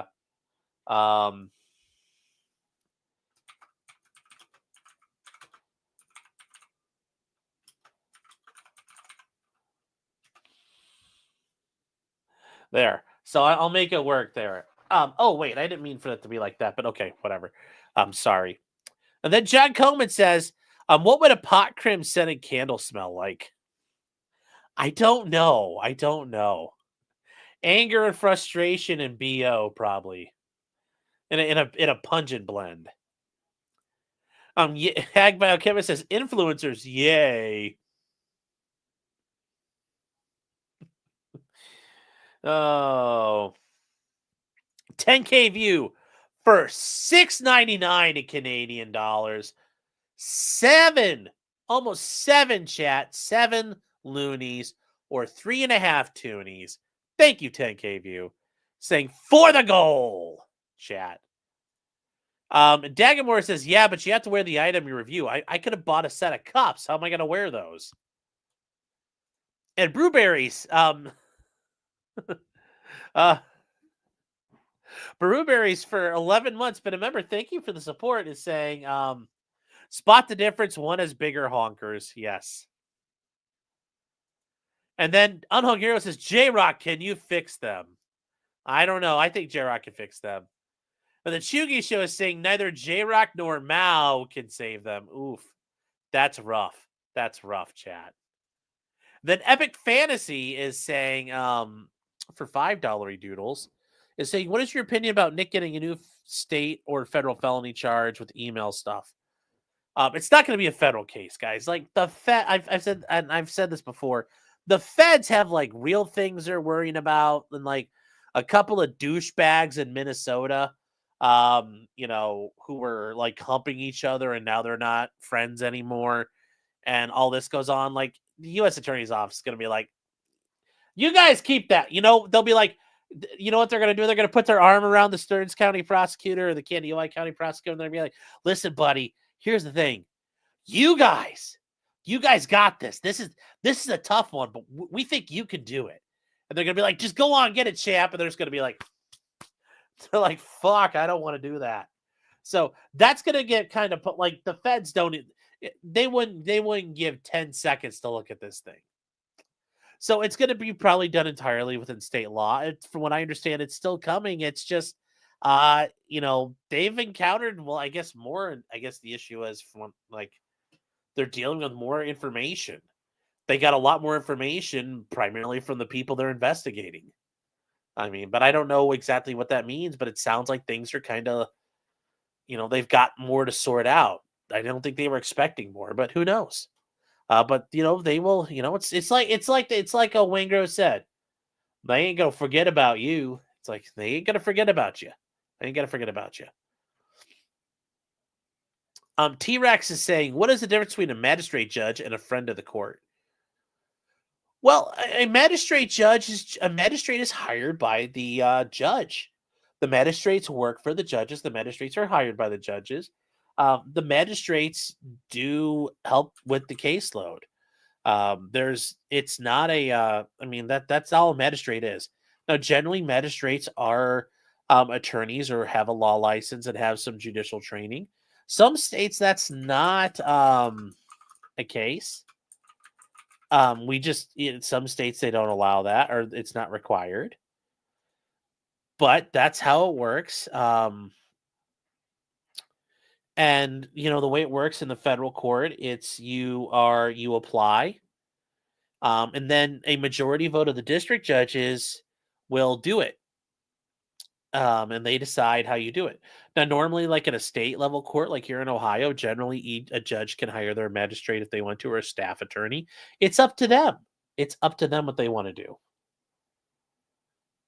But when you're dealing at the federal level, it's a little different there. But you were saying a friend of the court, and are you saying like a friend of the court, like when people are sovereign citizens, they're showing up as a friend of the court? Because like a friend of the court, like when you submit a brief, that's amicus curiae. Like that's what that is. You're like, hey, judge, we want to help you out and give you information. But there are other times where like I've been in court before, and like you'll see somebody floundering up there like a pro se person, especially like things are starting to get out of control, and you're like, Your Honor, may I, as a friend of the court, jump in here? And I've done this before, like in this me currently, like there's been times before you're like, Your Honor, can I, as a friend of the court, speak with this person and be like, listen, buddy, here's what you should do. Like, and sometimes they're like, if they're straight up nutter, you're like, okay, well, I tried. And I don't know if that's what you mean by friend of the court or like what you're going at from there. So if you want to rephrase or readdress it, we can do that, T-Rex. And then J-Rock with 5 more subs. Praying the gray away. Get moving, Grays. This is a green town. See this? See what this means? This means not welcome. That's what this means, not welcome. So thank you, J-Rock. Thanks for the support and your generosity.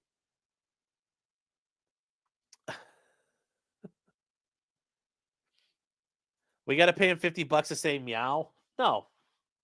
I didn't mean for it to be that high. So I didn't mean for it to be that high, chat. I didn't mean for it to be that high. It was only meant to be 1 because I always just try to set it at 1. That way you always meet the goal, and you guys, it's like a participation trophy. That way I can tell you, chat, you're all winners. We all met the goal today. Yay! You guys get a sticker. Oh. So. J-Rock saying, hello, look at the subs meant for you going to Sean. Jesus. Thanks, J-Rock. Oh, no. Yeah, Nick's got to do he doesn't have to do a lot more federal shit to get a federal charge. If he had done something that attracted attention to the federal government. So I always bring this up to people. You may have done something the feds normally won't prosecute you for. But for example, let's say Joe Biden, like you're sitting there and you're sitting on your front porch and it's election season and Joe Biden was walking down the street and Joe Biden came up to your house and you're like, fuck you, you cocksucker. I bet you showered with your daughter and spit on the ground in front of him and walked away into your house. Guess what? You might get like the government might start looking into you. You've made yourself you've made yourself political opponents. That's how people also get hammered on stuff. So like Hunter Biden. If Hunter Biden was a regular person, would he have likely been prosecuted for the gun cases? No. I mean, they are still a law, but it's because he made himself a political landmine that he got spotted. So you just notice I have a watermark. Yes, I do. Way down here in the corner. Yes, just like down there. Down there. So let me see T-Rex. I don't see if he said anything here.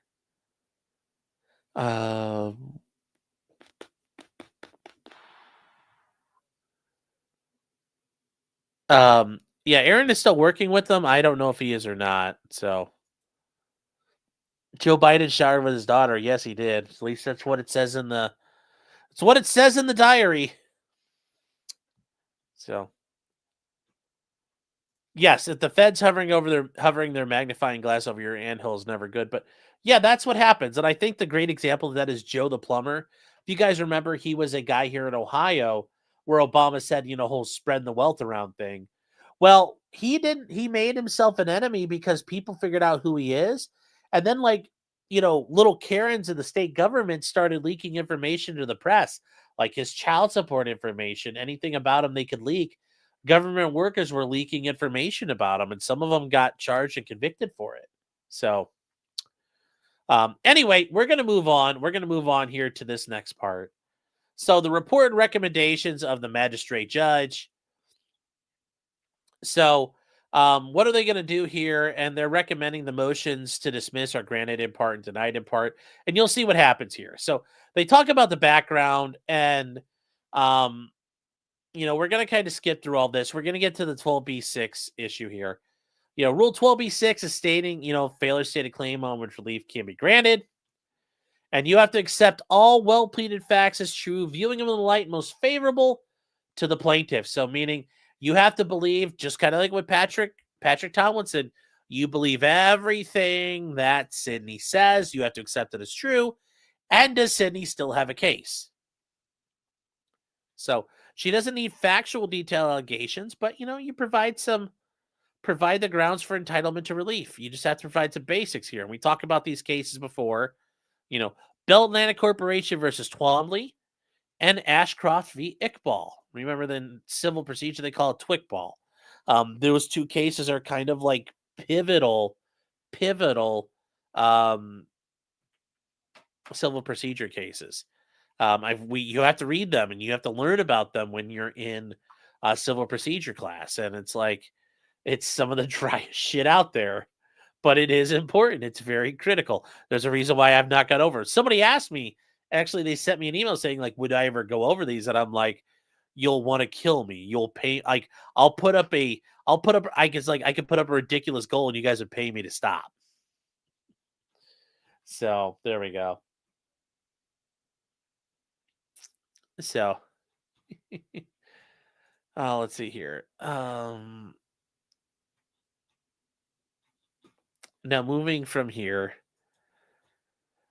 So they talk about you just have to have a claim as facial plausibility when the court can draw the reasonable inference the defendant is liable for the conduct alleged.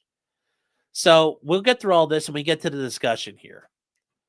Now, Alyssa moved to dismiss 6 of the claims, arguing that Alyssa has not broken any laws by making posts like hers.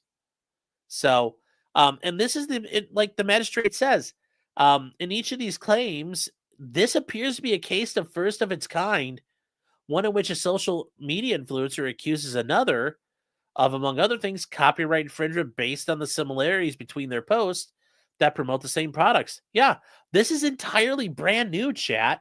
It's basically the vibe. It's like the Will Smith song. It's like the vibe. Meet me at the 405. Yeah. Da da da da da da da da.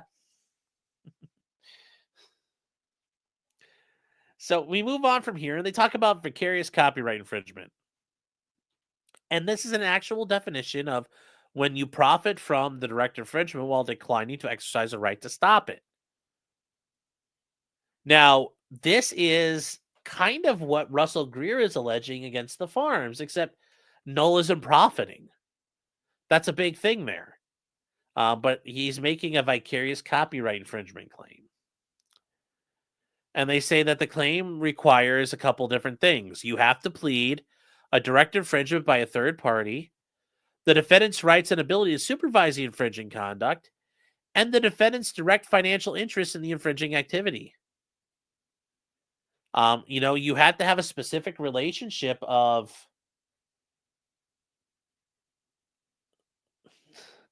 a specific a specific relationship of control between the vicarious infringer and the direct infringer. So you have to have that relationship. You have to have control. Like you've told your minions to go do it. Or like if you're Carmen Sandiego, when you send out your henchmen to go steal things. There's that direct control.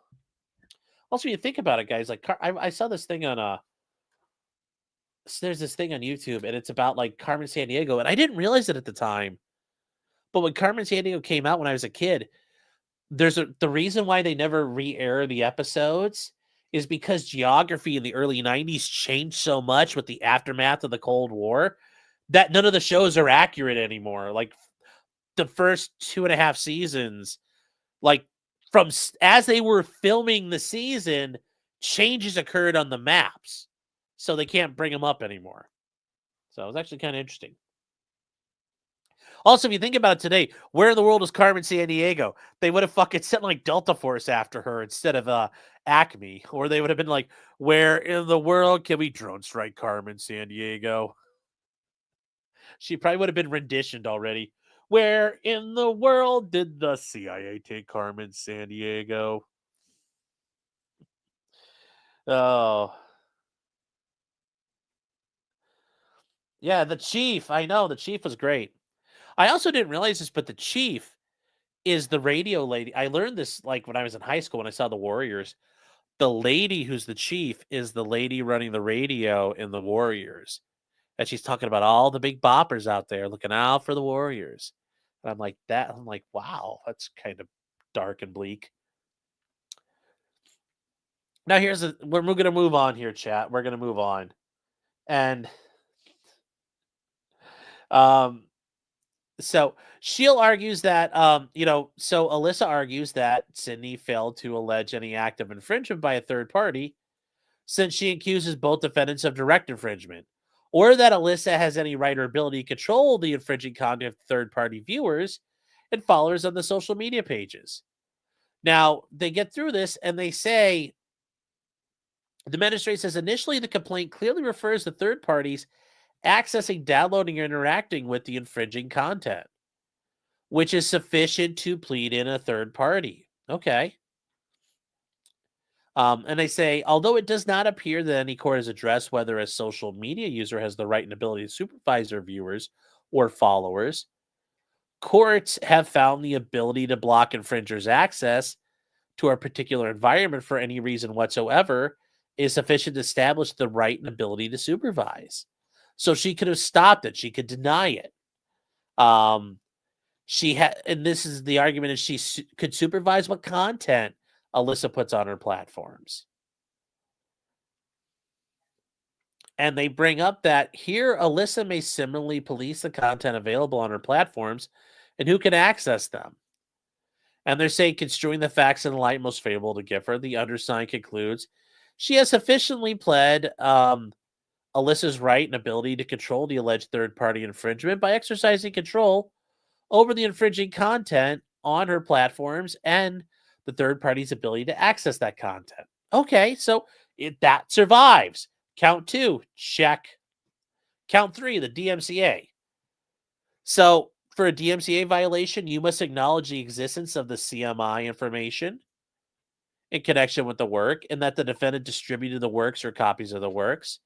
And it was done while knowing that the CMI had been removed or altered without permission and while knowing or having grounds to know the distribution will enable or facilitate or conceal the infringement. So this is where they're claiming that she intentionally created posts that were indistinguishable, and that's where things go from there, and that you're removing the copyright management information. So this is an issue here, and this is an argument that some of you guys brought up before, and to be fair, I'd already read this, and this is why I was trying to say, like, it's not exactly what you think. So Alyssa claims that this should be dismissed because she did not reproduce identical images or removed the copyright information from the images. So that's an argument of, well, I didn't actually copy, I didn't remove anything or clip out names or do any of that. And I didn't do an exact complete reproduction. Well, Sydney says that you copy the post without including the username, which is considered CMI under the DMCA. So this is now the magistrate talking, and the magistrate saying that the idea you can't be liable under the DMCA when there is no copy and paste of identical images without a cropping that's not going to work. They say courts have found the DMCA may properly apply even when the alleged infringing work is not identical to the original. So, guys, that's what I was trying to tell you. Just because it's not exactly like a one-for-one reproduction, that's okay. It's close enough. It's close enough. So, and they talk about these cases here. The court denied a motion to dismiss DMCA claims. Even though a defendant used copyrighted training material to create a new presentation While you changed the colors of graphs, sizes of charts, you nonetheless incorporated the same material. And the plaintiff had pled CMI removal and alteration. And, that's the thing here. And, Sydney is saying that she may have tweaked her social media post. She still used copyrighted material without giving any credit to the user, which courts have interpreted to constitute CMI. And they say, given that Sydney may properly allege a DMCA claim based on the use of copies of her work, CMI has been interpreted to include the username information in social media posts. So she sufficiently stated a claim under count 3. Okay, count 3 survives. And the magistrate's recommending count 3 to survive. Misappropriation of likeness. Now, this is a state law claim. But remember, there's a supplemental jurisdiction. You get to have that. And chat, I was going to ask you, do you guys want like a video where we talk about supplemental jurisdiction and all these different things where we actually go through each one of those statutes? Or is it kind of helpful when we just cover them when we get to them? Because I could do that at some point, maybe. And who just messaged me?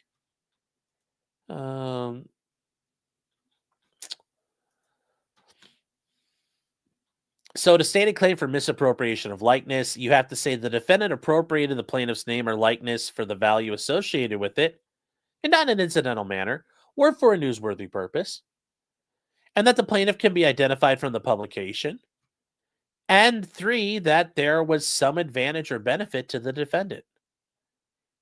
Now, obviously, Sydney is claiming that Alyssa misappropriates her likeness by imitating the outfits, poses, styles, makeup, and voice in such a way that, users can identify her as the individual with whom the posts appropriate.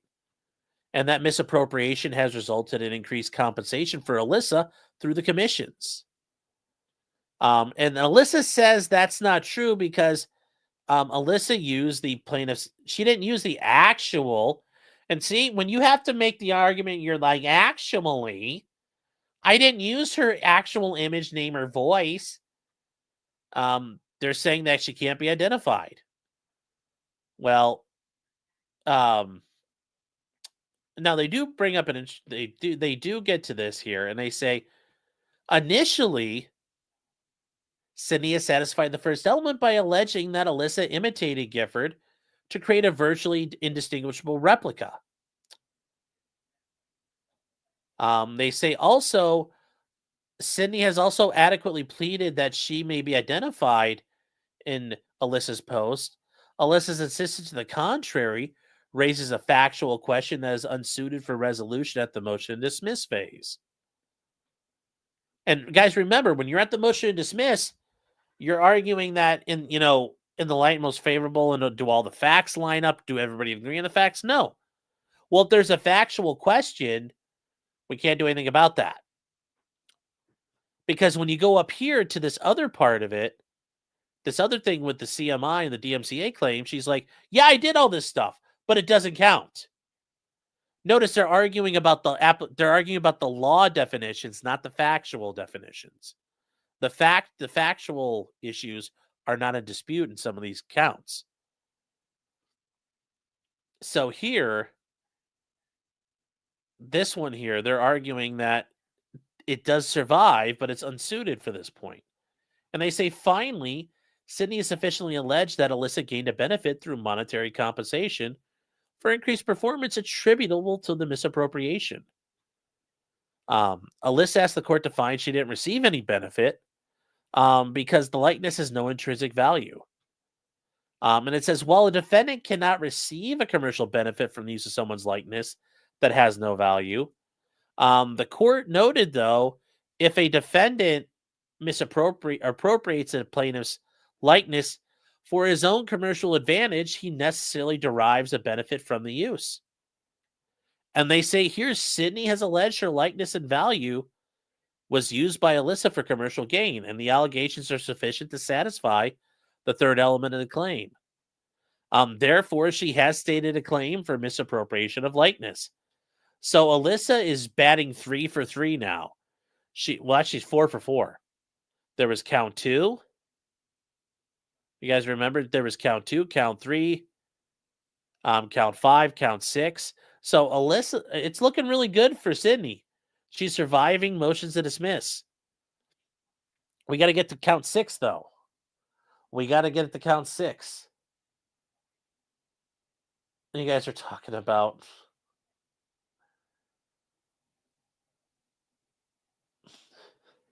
All right. So the stated claim for tortious interference with existing contractual relationships. You must plead the existence of a contract, a willful and intentional act of interference. The act was the proximate cause of the damage, and that actual damage or loss has occurred. You have to show the defendant was more than a willing participant. The defendant must have knowingly induced one of the parties to breach its obligations under the contract. Well, was there a breach in the situation? I don't think so. I don't think so here. We're going to get to that. But anyways, obviously Sydney's claiming, well, they have, she receives commissions when her followers purchase Amazon products. Okay. Well, Alyssa says because there's no interference with the contract with Amazon, that she had any intent to interfere with the agreement. Now, what do we get to here? This is the Fifth Circuit. Remember, we're in Texas, so the Fifth Circuit controls, and they say the act of interference requires demonstration the defendant knowingly induced one of the contracting parties to breach its obligations. Well, that's a bit of a problem here. Now, some Texas courts have described this element as more broadly encompassing any act which retards, makes more difficult, or prevents the performance, though the defendant's intent must be to effect a breach of the contract. So when Sydney alleged that Alyssa copied with her knowledge that her actions would interfere with the relationship with Amazon by causing her to lose sales commissions, Sydney does not allege that these actions caused a breach or that Alyssa intended to cause such a breach. Because remember, chat, a breach is a failure to uphold your bargain. Amazon didn't breach the contract. There's no clicks and sales coming through, so Amazon has no obligation to pay her. So the contract has not been breached. There was no intent to breach the contract. That's actually kind of big here. Alyssa's kind of going to get this one because she didn't cause that to happen.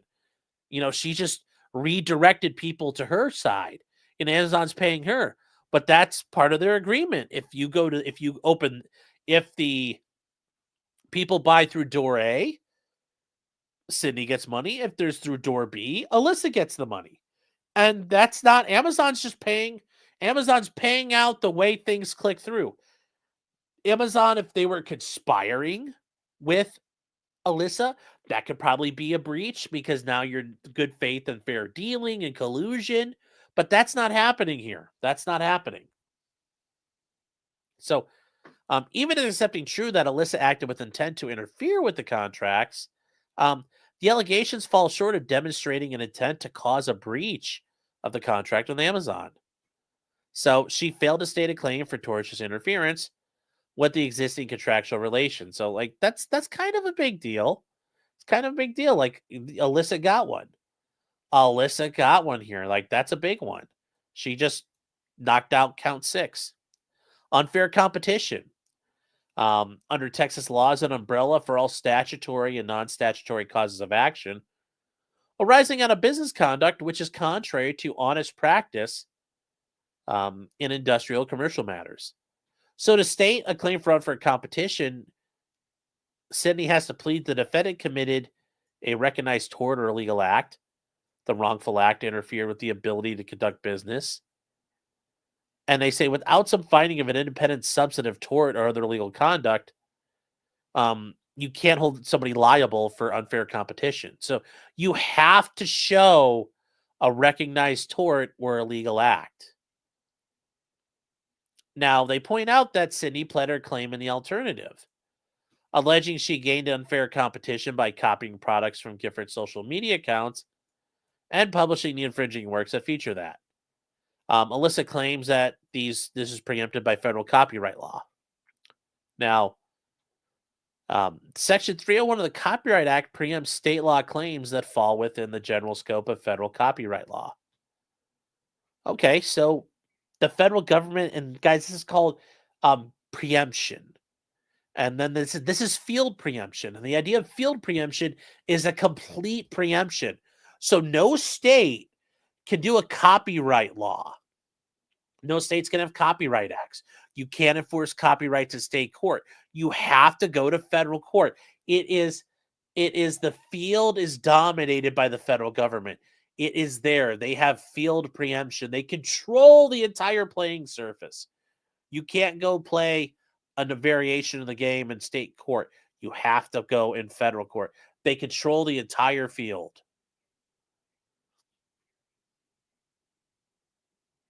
Okay. Oh, you guys are telling Hella to start doing it too? So the courts use a two-part test to determine whether the Federal Copyright Act preempts state law claim. And so they say, does the claim alleged fall within the subject matter of copyright is defined by the Copyright Act, and whether the state law claim protects rights that are equivalent to any of the exclusive rights of a federal copyright. So they also evaluate the equivalency of the rights by applying an extra element test. And they say preemption does not occur if the state law claim requires one or more qualitatively different elements. So they say first, the unfair competition claim falls within the same subject matter as the FCA because a claim is explicitly premised on the publishing and promoting infringing works. And even a product list, though not copyrightable, are akin to compilations of facts or pictorial or graphic that are within the subject matter of copyright. You know, and these are Sydney's own statements, her own claims. So what happens from here? They say second, the unfair competition claim is preempted because it does not include any element that renders different in-kind rights under state and federal law. And they say that under Texas, an unfair competition claim based on misappropriation, like the one here, does not afford protection qualitatively different from federal copyright law. So it's literally the same damn thing. Well, at that point, that's all you can do. You're kind of tossed there. So count 7 dismissed. You know, another another not win for the toe. And then count 8, unjust enrichment. It's the equitable principle holding that one who receives benefits unjustly should make restitution for those benefits. Unjust enrichment occurs when a defendant has wrongfully secured a benefit or passively received one, which would be unconscionable to retain. Now, what do we get here? So, they argue that Alyssa received the benefits of higher views and commissions on posts that copied the social media of Sydney. Well, Alyssa once again insists that the unjust enrichment claim is preempted by federal law. And in any event, this claim should be dismissed because Sydney has not alleged that Alyssa received any benefit by fraud, duress, or undue advantage, as required to state a claim for relief under Texas law, which is kind of important. You have to do that. So, and this is where the magistrate comes back in saying, Sydney does not dispute that her unjust enrichment claim based on Alyssa's copying falls within the same subject matter as copyright. So they admit to it. They argue the unjust enrichment claim is not preempted because it requires the extra element of showing the defendant engaged in wrongful conduct beyond mere reproduction, namely the taking of an undue advantage. And they talk about digital drilling. The Fifth Circuit encouraged district courts to focus on the nature of unjust enrichment claim actually alleged to determine whether it incorporates an element beyond mere unauthorized copying. So they point out that although Gifford insists in a response, the claim arises from Alyssa's interference with Gifford's ability to freely participate in the Amazon influencer program, and Alyssa's breach of her agreements with Amazon as part of that program, rather than just Alyssa's conduct in copying content, Sydney did not include these allegations anywhere in her complaint. And it's true, they never mentioned her ability to freely participate in the program. So the unjust enrichment claim is thus preempted by the Federal Copyright Act, since she did not independently allege wrongful conduct by Alyssa apart from her copying of the social media and storefront post. This claim should be dismissed. Okay, so with the foregoing reasons, it's recommended granted in part and denied in part from this. Now, the district judge, there's a recommendation that the judge dismiss with prejudice, meaning it's gone forever. The tortious interference, unfair competition, and unjust enrichment claims. So the last three are going to get wiped out with prejudice. Now, and this is just the warnings here, chat. This is a warnings that you file objections to identify the findings or recommendations, which objections are being made. You have to do it within a timely manner. If you fail to file written objections to the proposed findings within 14 days after the parties are served with a copy of the report, you're barred from de novo review by the district judge of the proposed findings.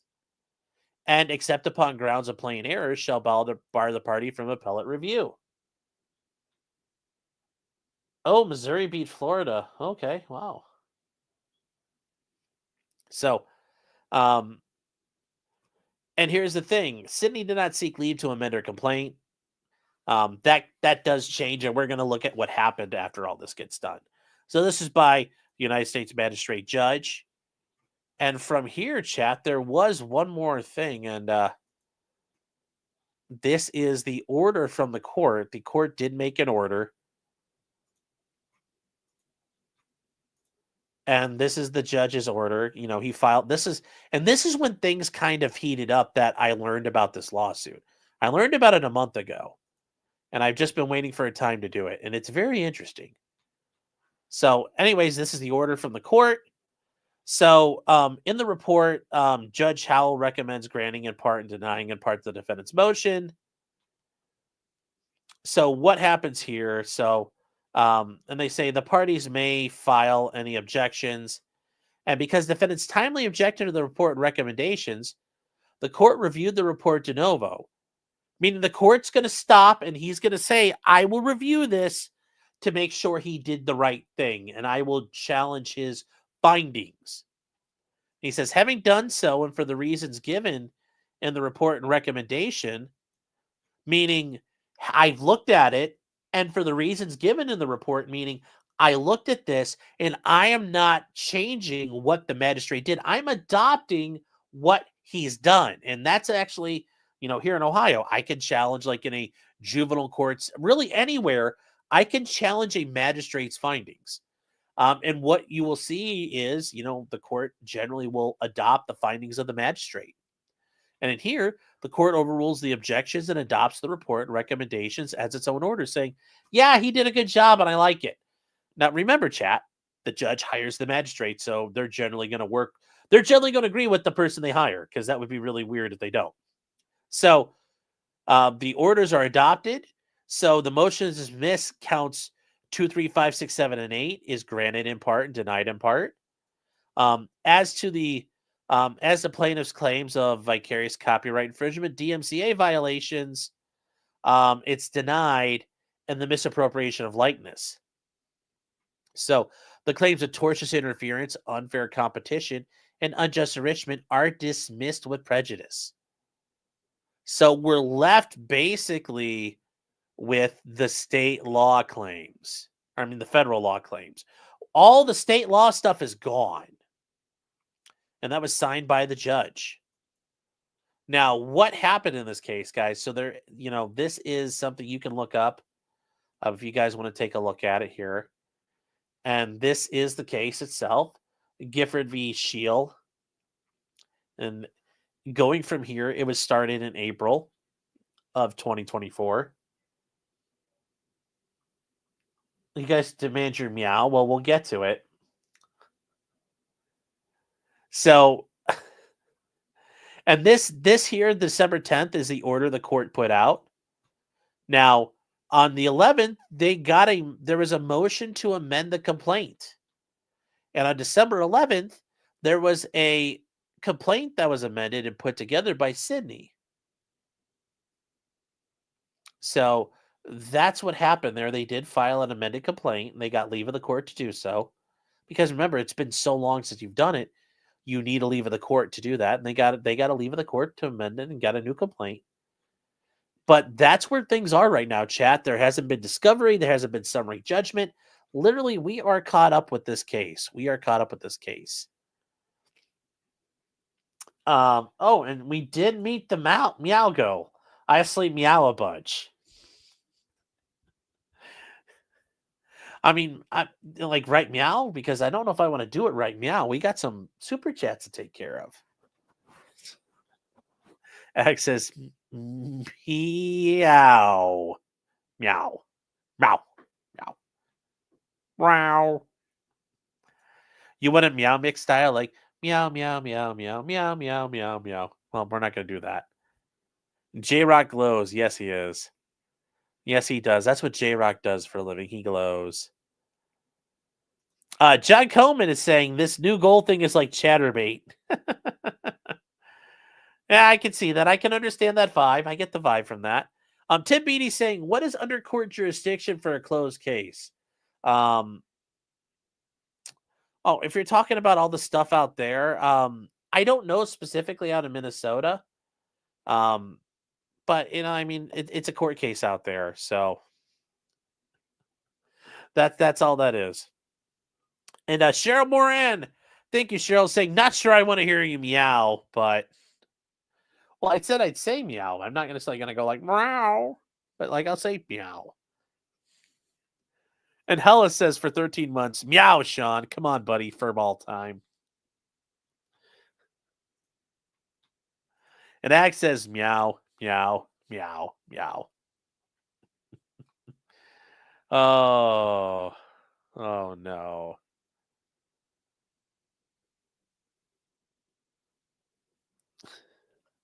Are you interested in covering the honey lawsuits? Yeah, I'm gonna look into those and read them because it's funny because we got legal, and I'm sure that's. Remember, he was gonna sue Trump.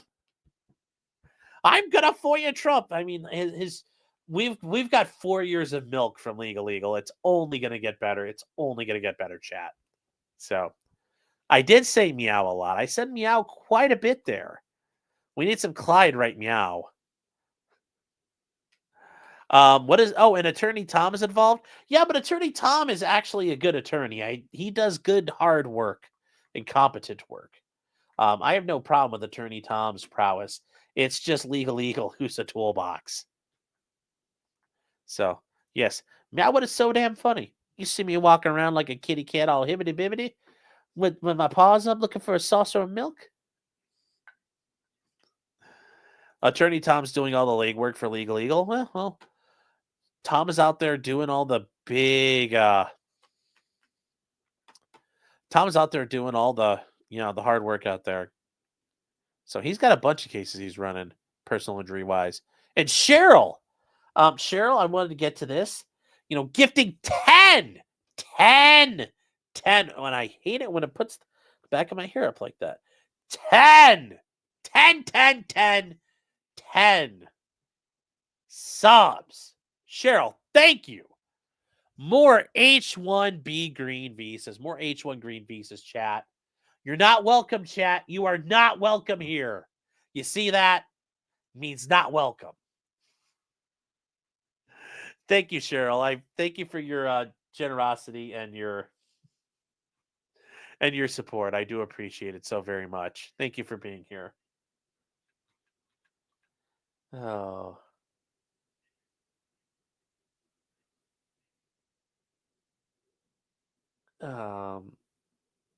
Gamers Nexus is now suing Honey.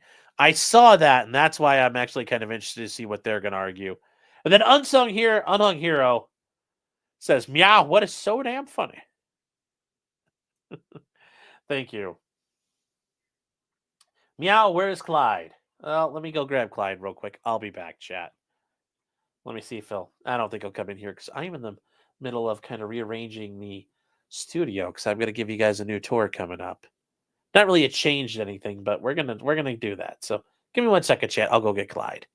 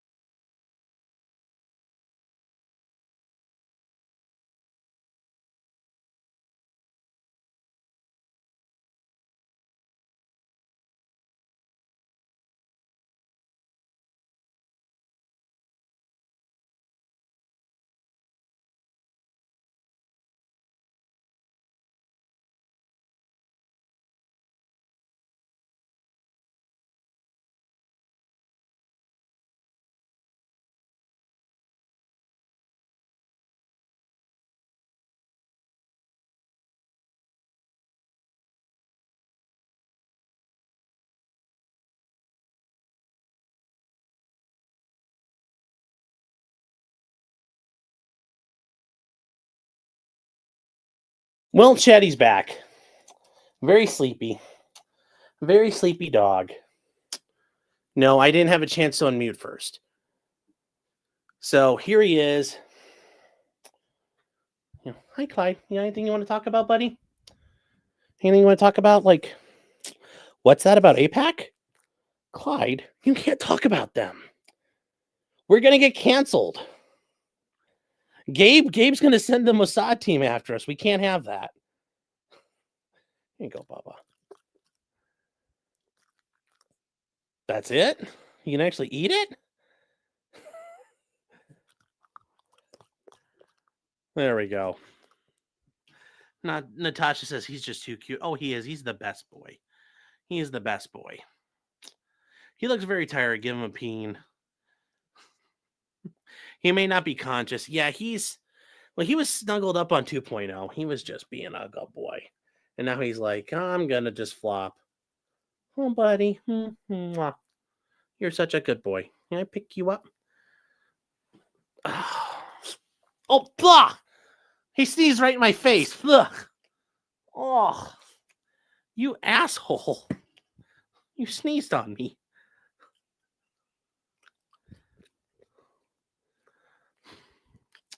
Is Clydecoin APAC resistant? I hope so, Chad. I hope it's able to survive the storm. I hope we can weather the storm with that. Makes me very scared of what we can do. Makes me very scared. I don't know, though. It's a good doggo. Yes, he is. Do I have any plans to sell a Clyde Duo? No. They want to stick you in orifices, Bubba. I don't want that. We are not going to do that, buddy. Mwah. Do you want down? What is it you hear? What is it, Bubba? Neo Dark Matter says that's how 28 Days Later started. Yes, it is. Clydecoin needs to submit to APAC. Never! Clyde will never submit to APAC. He will never do that. He is of one loyalty. One loyalty. So, Ohio Clyde wanted it all 50 states, yes. No rug pulling. Clyde is the best Clyde. Yes, he will never get a rug pull, Chet. Clydecoin is going to the moon. Although he's a chunky boy. He's 20 pounds. Although that says he's in good shape, but yeah, he's got a good weight. But he's going to the moon. What do you think, Bubba, huh? Aw. Clyde is a North American sandwich nouser. Oh, so hold on, buddy. I'm gonna put you down, okay? You want to go sleep? Oh, he's trying to get ready to go to sleep. I can hear him. He's like yawning a lot. I can hear him. He wants to go back and sleep. So here you go, Bubba. There you go. There you go. Hey, watch out. There we go. Clyde's going back to Endor. All right, guys. Well, there you go. There you go. Yeah, Speaker Johnson's going to remove Clyde from the Good Boy Committee if he keeps speaking ill of AIPAC.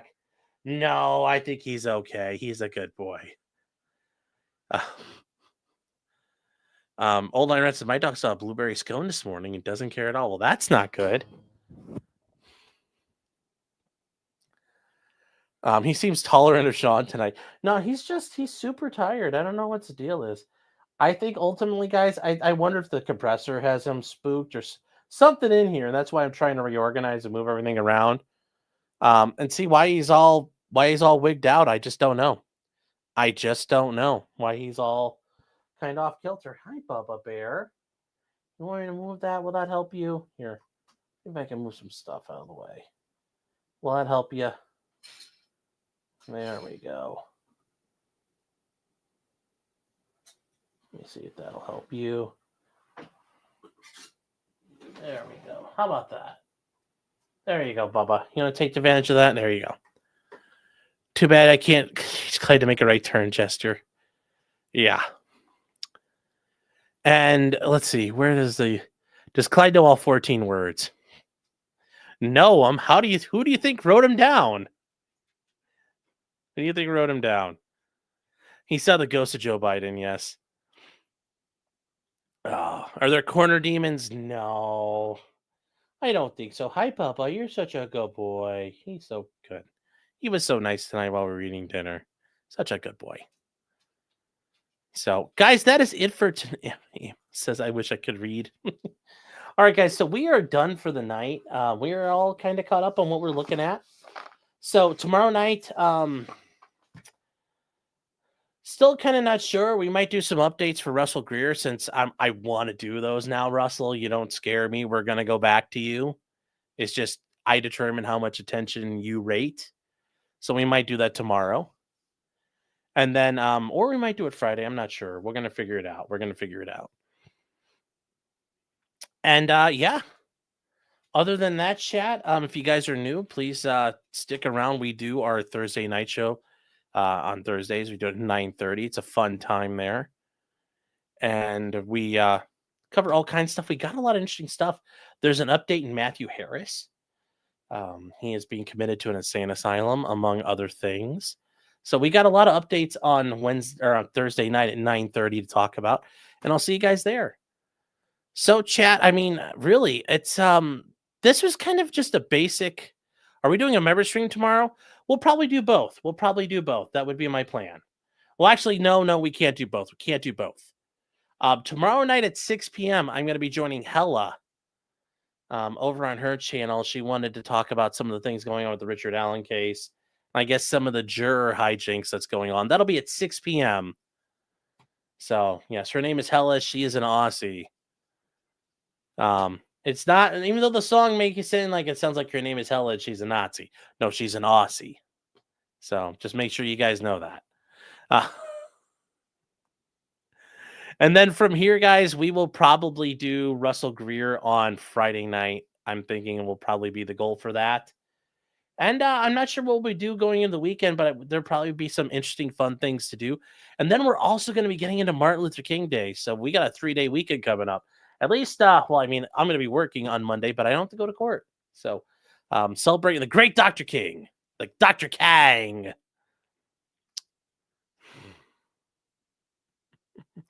Potcrim doesn't work. How do I keep freeloading on locals now? Well, no, you only get once. You can't keep doing it. KLB. Oh, it shouldn't have been able to do multiple times. So get in touch with me. We can talk if you need some help with some stuff there. So, Stace says, I celebrate Robert E. Lee and Stonewall Jackson. Yes, that is their day as well. All right, chat. Well, that said, thank you, everybody here, everybody over the Ghost over on Twitter, everybody on Twitch, and everybody here on YouTube. Guys, thank you so much for the comments, the likes, the support. I always appreciate it. And remember, until next time, guys, just because you did it does not mean you're guilty. Doesn't mean you're guilty. Although, apparently, the influencer game ain't no joke. Ain't no joke when it comes to selling white women bullshit on Amazon. Apparently, that's a serious, serious business. Don't fuck with it. Don't fuck with it, chat. Do not. Nepa. Don't forget to fix the Trump tile. I'm going to do that as soon as we're done here. It's been driving me absolutely freaking crazy the whole night. So, good night, chat, and take care.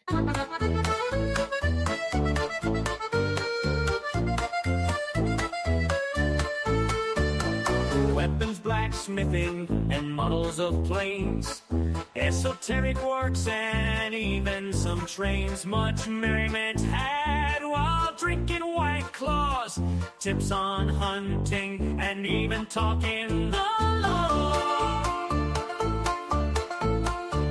Whatever you do, just don't talk to cops, even when they nab you on illegal stops. Just cut. I missed a super chat, apparently. Okay. I did. Oh, D, man, I am so sorry. That kind of snuck in there. D for $5. Thank you. What happened to Vivek Ramadan after the H-1Bs? Did he H-1 biatch out? H-1 bullshit aside, I hope he loses his positions, right? Meow. I don't know, but I think he had to take his L and just had to shut the fuck up for a minute. I think he was also told, shut the fuck up and don't interfere. Like, don't cause problems for the confirmation hearings. But yeah, I hope he got pajeeted out of the Trump situation there. So we'll see what happens. We'll see what happens. But thank you guys, for letting me know, because I must have missed it when I went and grabbed Clyde. So thank you. All right. Good night, guys. Take care. As you did it doesn't mean you're guilty, but please talk to a local attorney. Was that the fact